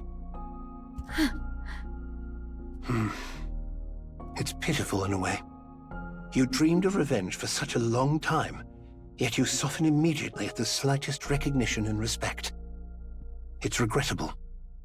And yet you cannot help but love NIKKE's, humans, and humanity itself. It's truly sad that you're destined only to be used by others, despite having the wherewithal to take revenge, yet unable to go through with it. How foolish of you. Why, who are you to talk to me like that? And that's precisely why you're still the goddess of victory. I can't leave you like this. Tell me clearly, are you an enemy or an ally? If you are our enemy, we will strike you down. Any allies in chat? But if you are still our goddess of victory, the Ark will help you. Really? Oh. Without fail. We will help you become the goddess of victory once again. Humanity's hope. A true goddess. Please, stop. Don't say any more. Because Dorothy feels like she might start to hope again. Birmingham places an old book on the table titled Dorothy. This is a handwritten record about you that my grandfather left behind. Read it. You deserve that much. Birmingham rises from his seat and turns and walks out. Yeah, Birmingham is, he's growing on us, man. Looks back at Dorothy staring blankly at the book on the table. Birmingham looks at Dorothy and then straightens. Dorothy lifts her head and looks back at Birmingham. There was something I always wanted to say to you if I ever met you.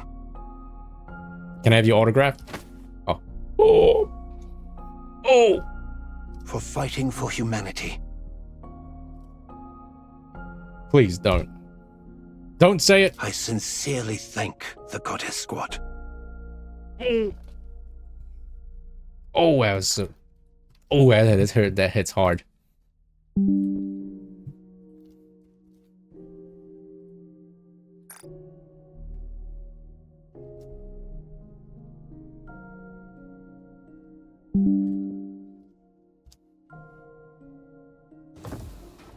The door closes. Dorothy stares ahead blankly. No. How could I have been so foolish? So easily.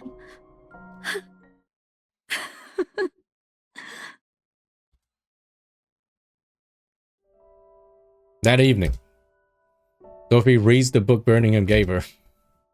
The final page is filled with nothing but words of guilt toward the goddesses, which Dorothy stares at blankly through the entire night.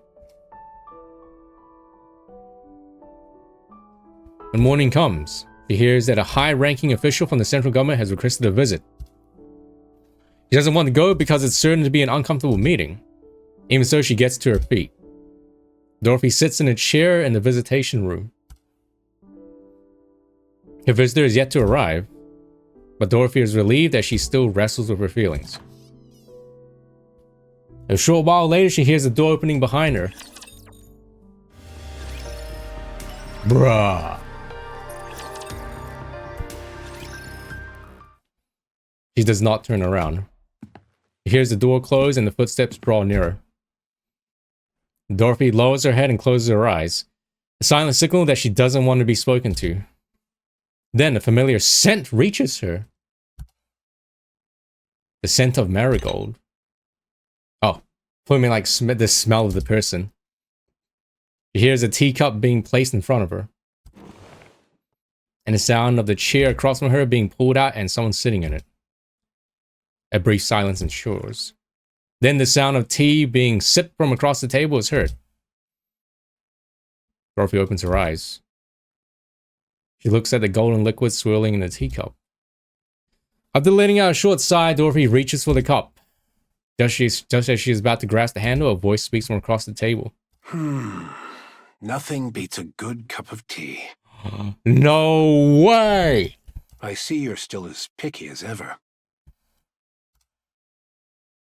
Dorothy freezes and her pupils widen. She barely manages to lift her trembling head to look forward. Anderson looks at Dorothy with a gentle smile. Oh my god, it's Vinny! Miss Dorothy. Commander. Thank goodness. I was worried you might not recognize me now that I'm older. How?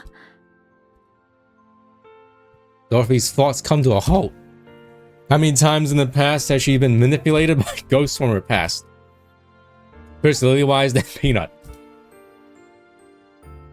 Wariness fills Dorothy's eyes. Who are you? Anderson silently looks at Dorothy. Dorothy silently looks back at Anderson. After staring at one another for a long time, Dorothy becomes certain. He's not an illusion, nor a monster wearing another skin. He's still the same person she once knew, bearing the marks of time on his face. The same person who shared her most radiant days. Tears fall from Dorothy's eyes. You're alive. Ta-da! I'm still alive and kicking. I'm sorry I couldn't come see you sooner. But you've got to admit, reuniting in a prison visitation room is quite dramatic. The things you get to see when you live long enough. To think that such a noble lady would end up in a cell.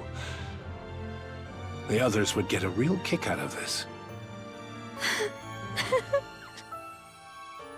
You haven't changed at all. There's a bit more intensity in your eyes, but you're exactly the same. Maybe I should have become a NIKKE too. No. I'm the only one aging here. It's ridiculous. Foreshadowing. Do you have some kind of skincare routine? Care to share it with me? Please, be quiet. Can't you see? I'm crying right now. Stop crying or you'll get me started too. The older I get, the easier the tears come. It's becoming quite the problem. I've been taking all sorts of things for my health, but nothing's quite what it used to be. Please, just keep it down.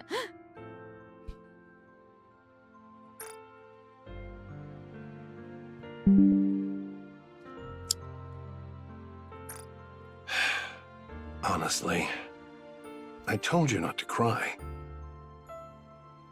Only the sound of Dorothy's sobs echoes through the visitation room. Dorothy brings the tea to her Not bad lips. at all. The leaves are good, and it's well brewed. Look at you, pretending to be elegant when you were just bawling your eyes out 2 seconds ago. How long are you going to keep bringing that up? Let me see. Until I get to tell Lilith? I already know. That damned queen stole Lilith's body. That thing needs to die, without a doubt. But what are you doing here right now? You must have already heard everything. Yes, that's why I'm asking. Yeah, true, Potter. Yeah, this is the first time they met. Despite the fact that she's been here so long. You could be out there right now trying to tear the queen's head off. So what are you doing, sitting here? On a journey of self-discovery, are you? I could say the same thing about you, Commander. You were alive this whole time. What were you doing? And despite me already being in the Ark, why did you wait until now to... Calm down. I'll explain everything. It's been a while since I talked about the old days. My heart's racing. Quit kidding around. First of all, during Operation Ark Guardian, I was on the brink of death when Lilith forcibly sent me into the Ark. I've always felt terrible about leaving without saying goodbye. I'm sorry. I arrived at the Ark and I received treatment, somehow managing to cling on to life. Yeah, then he, got milked. And not that kind of milking. By the time I woke up, decades had passed. Those VTC bastards had forcibly induced me into a coma for all those years. Good grief. I'm sure that technology was never designed to be used as such. So, VTC did that to keep you in check? Yes. You heard that from Burning Gum? No, I read it in the book. Ah, that book. It's quite well written, though it skims through my exploits a bit too much for my liking. But it was a fine book. Anyway, after sleeping like the dead for all those years, it was thanks to a man named Arthur that I finally woke up. Arthur was mentioned, right, during the end of Oswald's thing. Yeah? It was like, oh, my grandson, Birmingham. When I came to, my body was a wreck, and you were all, bizarrely, being called pilgrims. Yeah,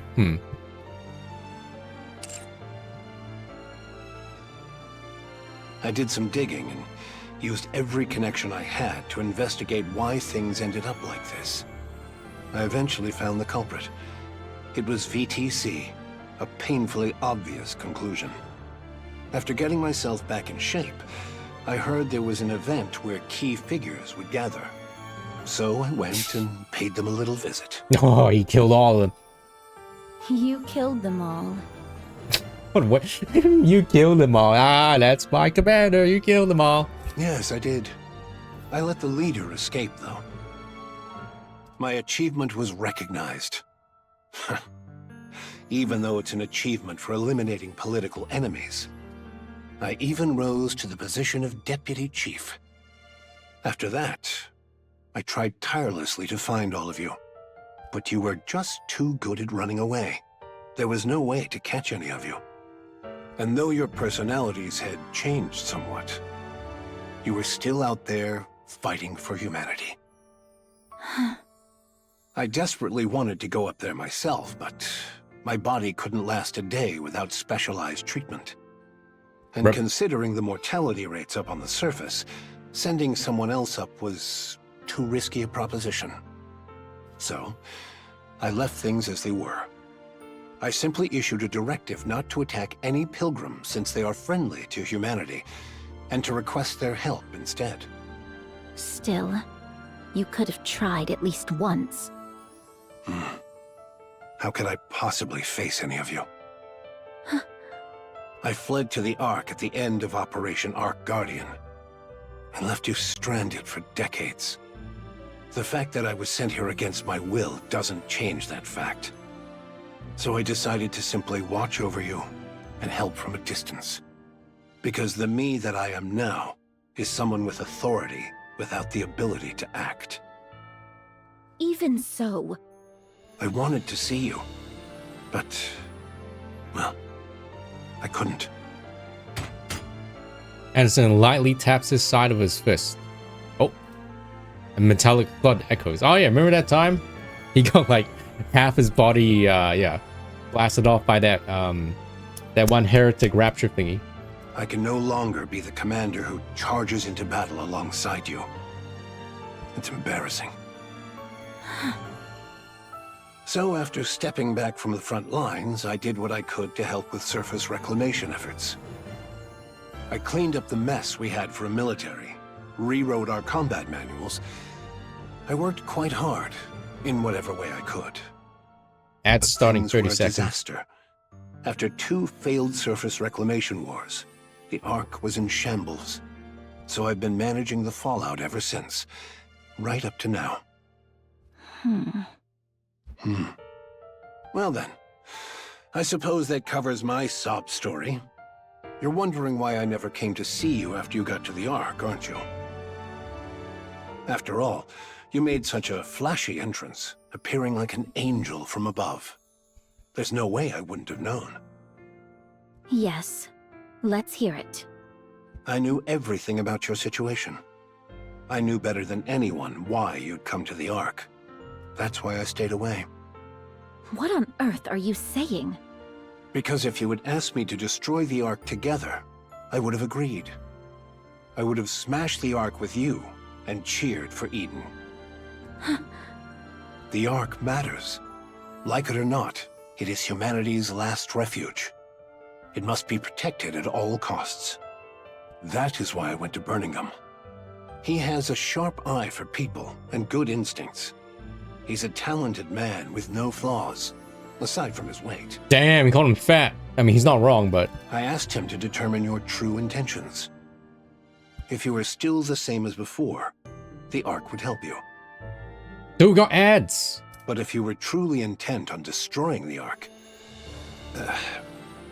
what is he gonna say afterwards? I guess we have to wait until the ads finish. I'm sorry. Alright, come on, let's continue. Stupid ads. You told him to kill me? Oh, yes. Yes. Yes. Oh, yes. Yes. You would do that to me? The hero who is forced to cut down a fallen comrade. Talk about a cliché. On the other hand, the hero who sides with his fallen comrade and joins the Demon King's army. That's also not terribly original. I'm glad you haven't changed. Commander, I've changed a lot. No. You're the same. I'm convinced of that. You put on that tough act all by yourself. But in the end, you're guided by your heart, and you sacrifice yourself for the greater good. Stand with the Ark, Dorothy. Let's go kill that queen. Just thinking about that bitch keeps me awake at night. Holy, you can't say that, Anderson. Oh my god, he just said a swear word. And he just said a bad word. And Mom, Anderson just said a bad word. Can he say that?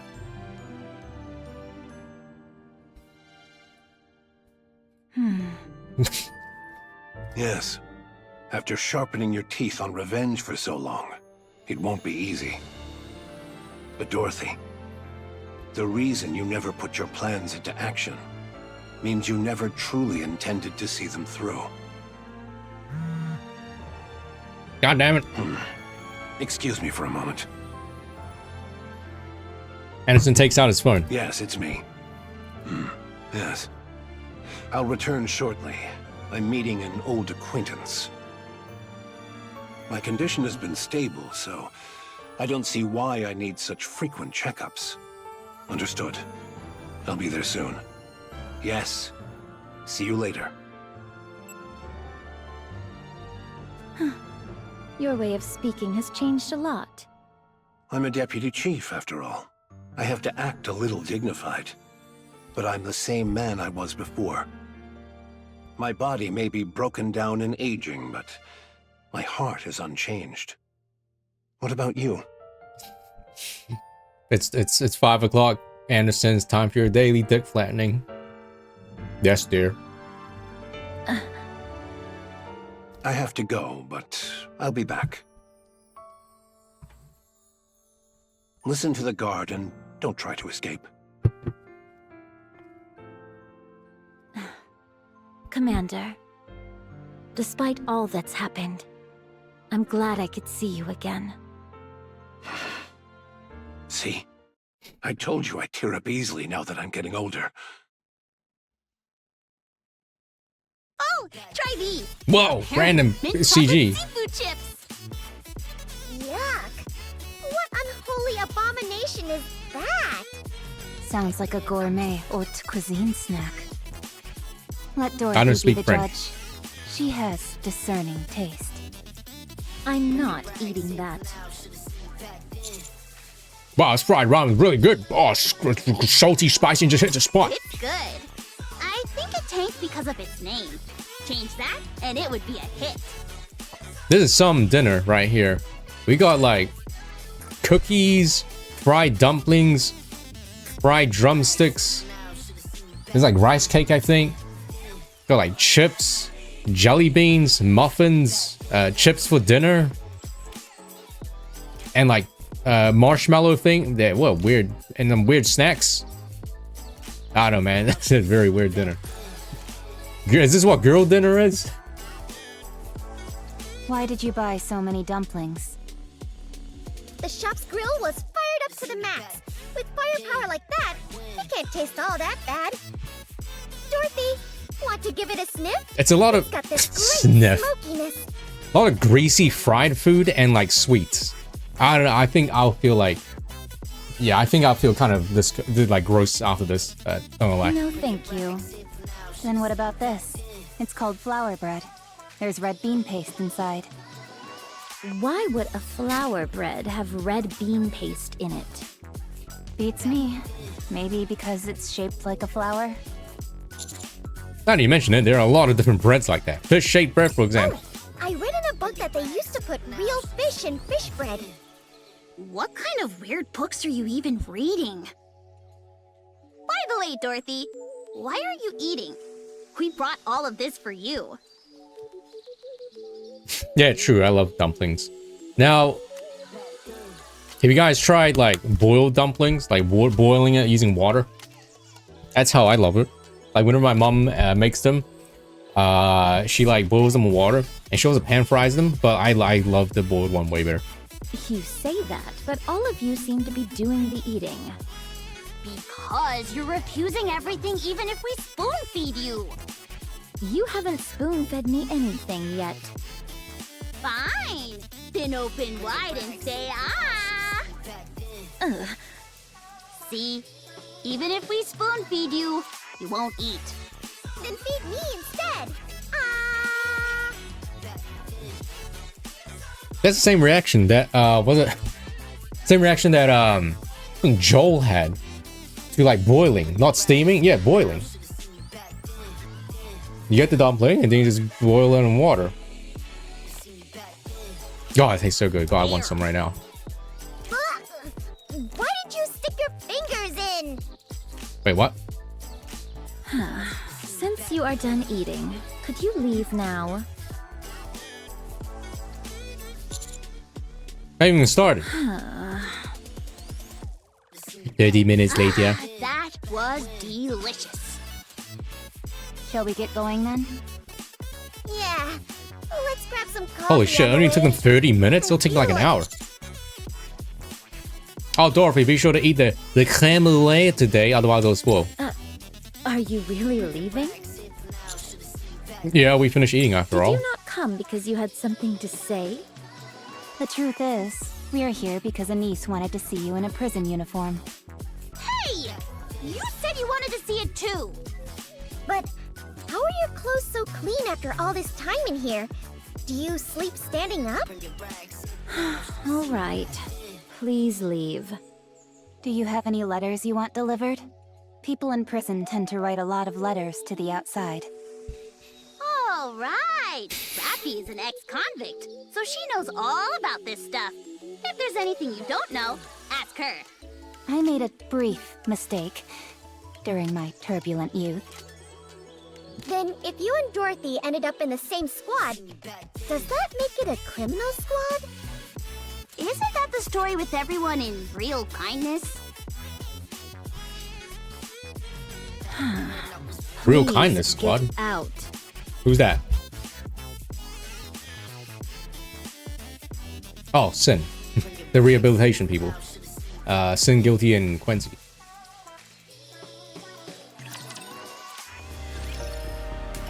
It just keeps on going. There's more. There's more. Chat never ends.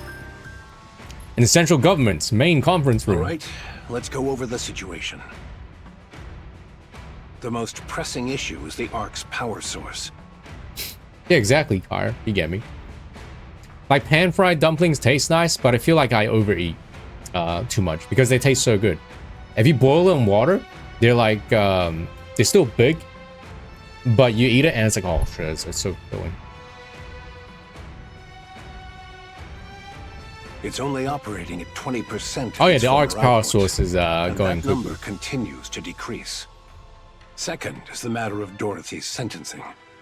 The incident was severe enough to cause casualties. On top of that, it really rattled the public. Speaking of, we've got an open deputy chief position now. Oi, oi, oi, us? Anyone have any candidates in mind?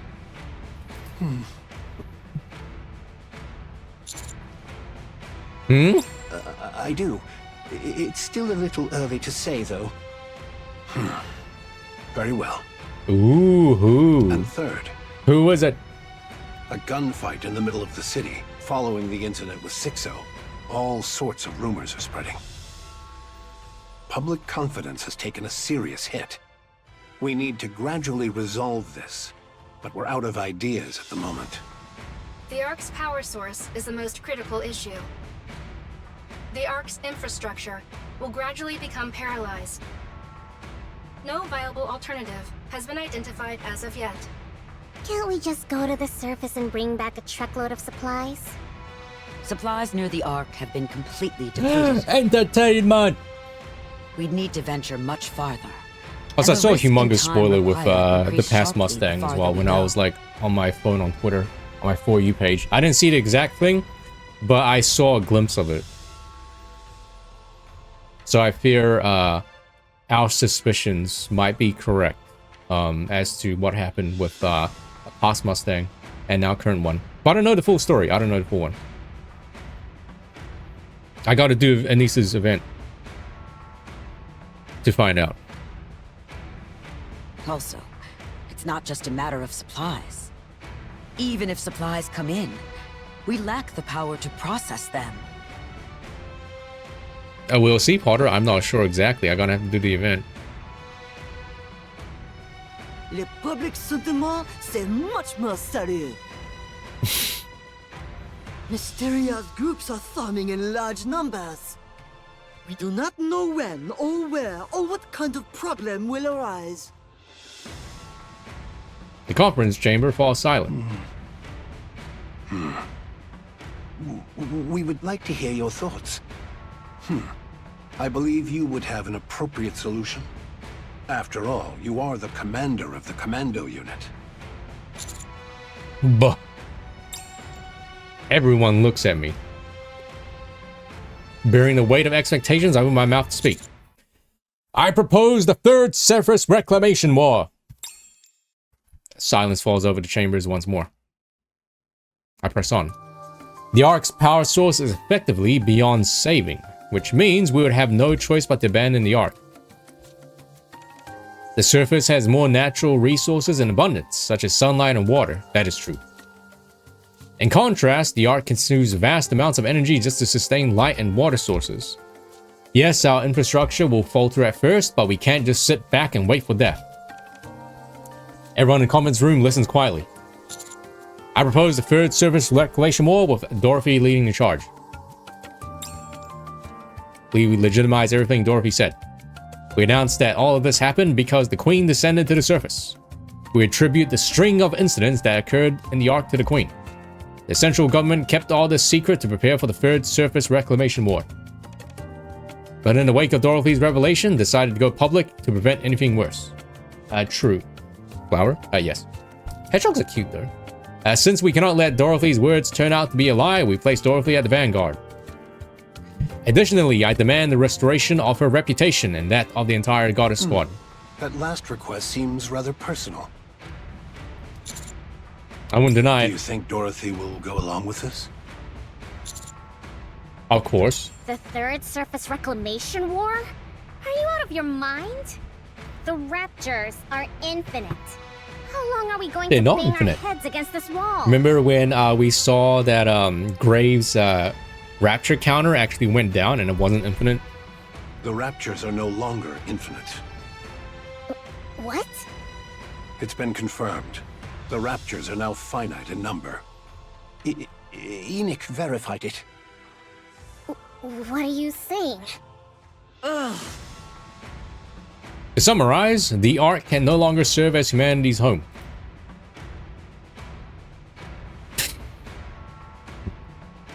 The Queen has descended. The Raptures are no longer infinite. With Eden's new technology, our equipment production output is sufficient. The Ark's strength is at its peak, and our comrades on the surface will be a great asset to us. The time for the Third Surface Reclamation War is now. If we don't do this now, it will be impossible later. I agree. We haven't even put this to a vote yet. I'm fully in agreement. We're talking about surface reclamation. Doesn't just the thought of it make your heart race? This is the moment Elysian has been walking the tactical path toward. Onward, AZX! Onward, Admire! Onward, Wings of Victor! Pipe down, Miss Tactical. Whew. My apologies. I got a bit carried away there. Yeah, I was about to say, holy moly, she's a bit enthusiastic. Will this be another large-scale surface deployment? That remains to be seen, but it's unlikely. In many ways, this may well be our last opportunity. Get hype! Hype! Fine. I'll run a check on that function then. Hey, Ark. First time donator, long time chatter. $5 towards the Third Set Reclamation War. It's been maintained pretty consistently, so there shouldn't be a problem.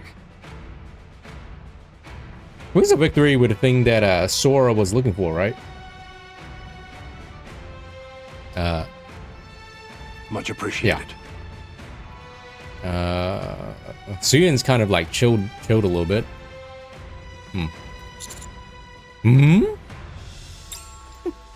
What?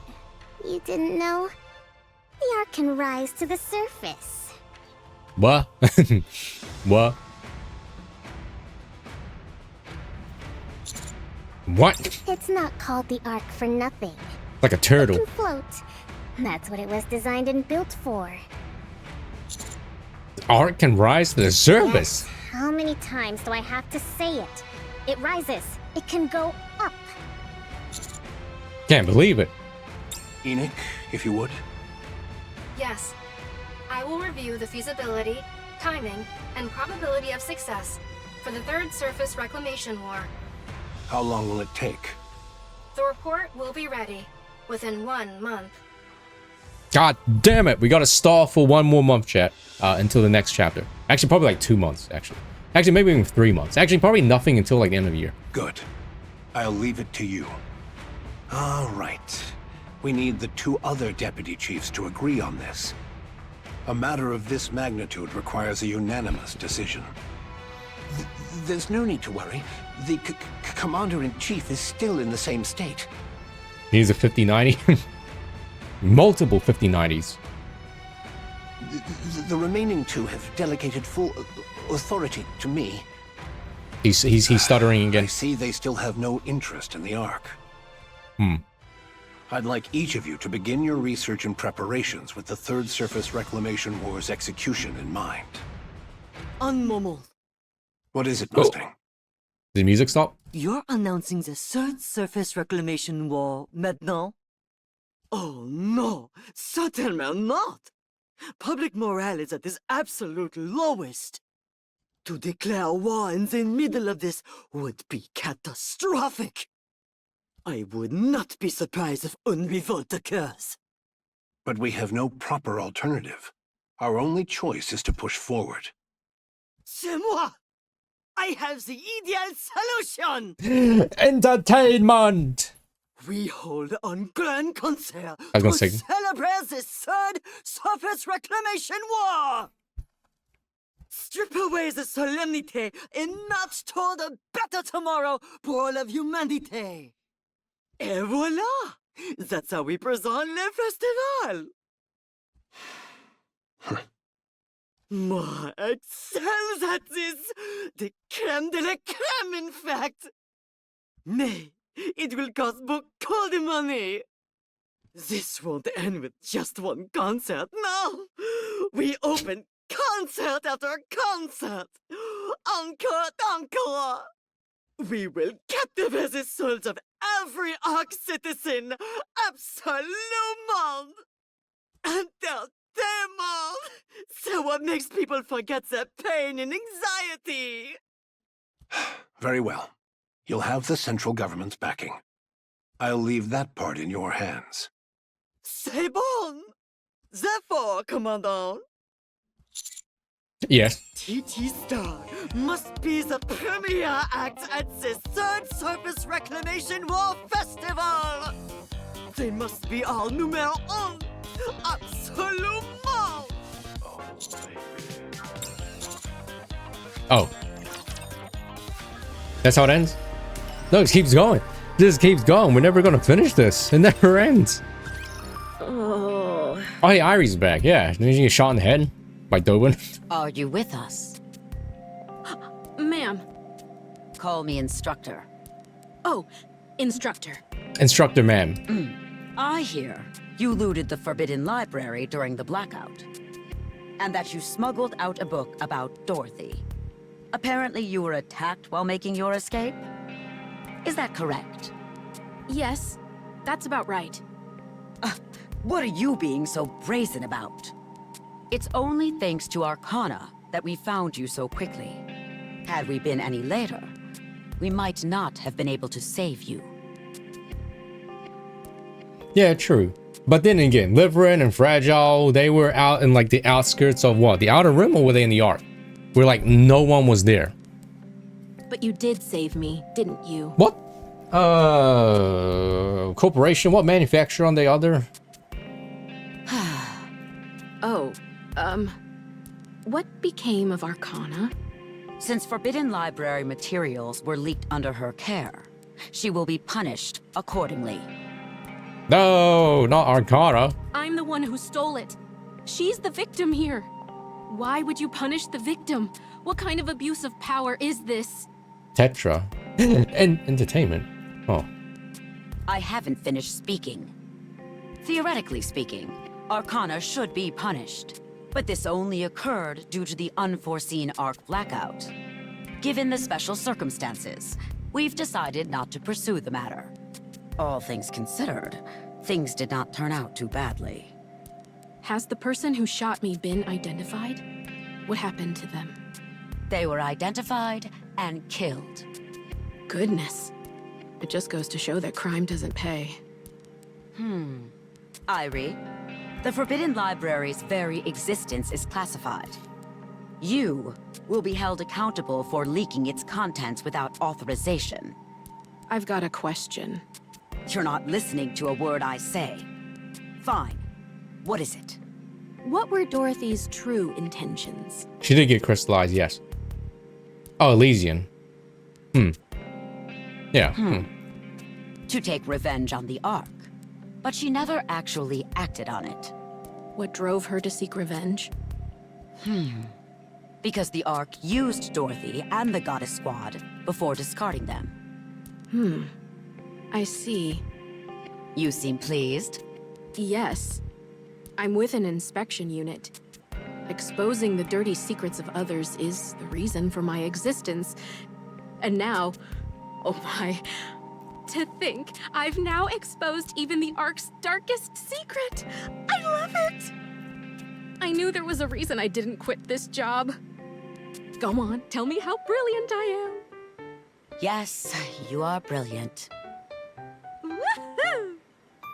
Which is why you will be undergoing a memory wipe. Buh. Pardon? Don't worry. Only the information pertaining to the Forbidden Library will be erased. But knowing you, you'll find your way back there someday. Oh, that's no problem then. Any chance you could put it off for a while, though? I'd like to savor this feeling a little longer. Fine. As you wish. By the way, where is Avastar? Why isn't she with you? Oh, Avastar is currently the manager of those pop stars. Where did Elysian go so wrong? By releasing a bunch of mid-units until like wherever. Oh, we gotta go to the command center. Not over yet. So, TT Star's comeback concert has been upgraded once again? Yes. And it's the first step in preparation for the Third Surface Reclamation War. Isn't it a bit much? Tell me about it. My thoughts exactly. We're not the only ones performing, right? Given the scale of things? Maybe some supporting acts, but it's essentially a TT Star solo concert. Did you obtain the NIKKE production technology? Yes, Miss Ellis provided it. Oh, okay, that happened off screen. That seemed like a pretty big deal, but okay. Huh? Why Marcellus and not Elysian? Are you not afraid of our tactical ways? Miss Ellis is the best when it comes to NIKKE production technology after all. I got a phone call. Alright, I'm back from a phone call. Alright, is this almost over? I suppose that's true. If we've secured the technology, we should head to Eden quickly. It can't be helped. We're short on time, so let's get going. Your participation in the concert is mandatory, Anise. Huh? Me? Yes. I explained to everyone, thanks to her heroics on Punk Street, shooting down the Black Spire, and also her performance in the recent battle with Sixo, Anise's recognition has greatly increased. All of these achievements occurred inside the Ark and were witnessed by numerous people. As a result, Anise has become one of the most famous NIKKEs in the Ark, having established herself as a symbol of hope who saved the Ark in its darkest hour. The fate of the entire Ark is at stake with the Third Surface Reclamation War. As a symbol of hope, Anise must stand behind it. Since she has past experience as a pop star, it is a perfect opportunity. That is the position of the central government and Tetra. A symbol. Me? Yes. I'd wager you're a source of hope for a lot of people in the Ark. The third surface reclamation mall must not fail. And since you're now become a symbol of hope, you need to inspire that hope in others. You need to show them who you are, Anise. Show them how radiant you are. Rapi and Neon place their hands on Anise's shoulders. Be humble, Anise. Stay humble. Don't get all high and mighty just because you got a little famous. Well, you haven't even done anything. Holy shit, that's scary. This is the first time I've seen this face. Wait, then are you going to Eden without me? No, we'll catch your content first, then go after. You sure that's okay time-wise? Yeah, isn't it like a month? It doesn't only concern you, it's also important for encounters. We'll finally get to see the fruits of our labor. I think it'll be a good source of motivation for what's to come. Going to Eden after the concert is the right call. So like, Johan's over there babysitting baby Rapi, who wants big boobies. Some of the NIKKE production technology has already been sent ahead. The important parts must be delivered in person, but they can at least start setting things up. Who's looking after it though? Who's like watching the delivery? So get yourself ready. Let's put on a show. All right. I'll put on one hell of a show. You'll make sure our tickets are sorted, right? Be sure to give us good seats. Of course. You'll have the best seats in the house, with the best view of my performance. To be continued? Hey, it's over, chat room. We did it. Coming soon. Hey, woo! We finally did it. Wow, that was a long one. But we made it, and yeah, I gotta say I liked it a lot. I think I like this chapter more than the one before it. Especially finally, I did get spoiled that Anderson and like Dorothy meet. I did get spoiled a while ago during my absence because of like YouTube's like suggested sidebar thing. But I'm glad I finally saw it in person. And not gonna lie, man, that whole like reunion part and the whole like burning him explaining Dorothy what happened, it kind of did make me tear up a little bit, all right? Especially when they brought up Oswald. I did tear up a little bit internally. But that was great. That was great. I really liked it. And I guess we'll see what happens in the future.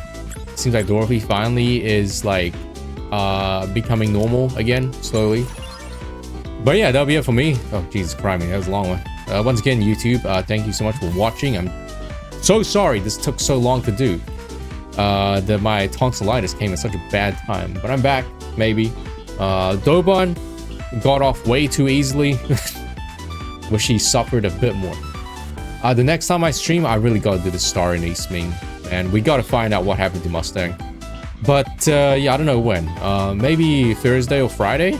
Because that's when part 2 comes out, right?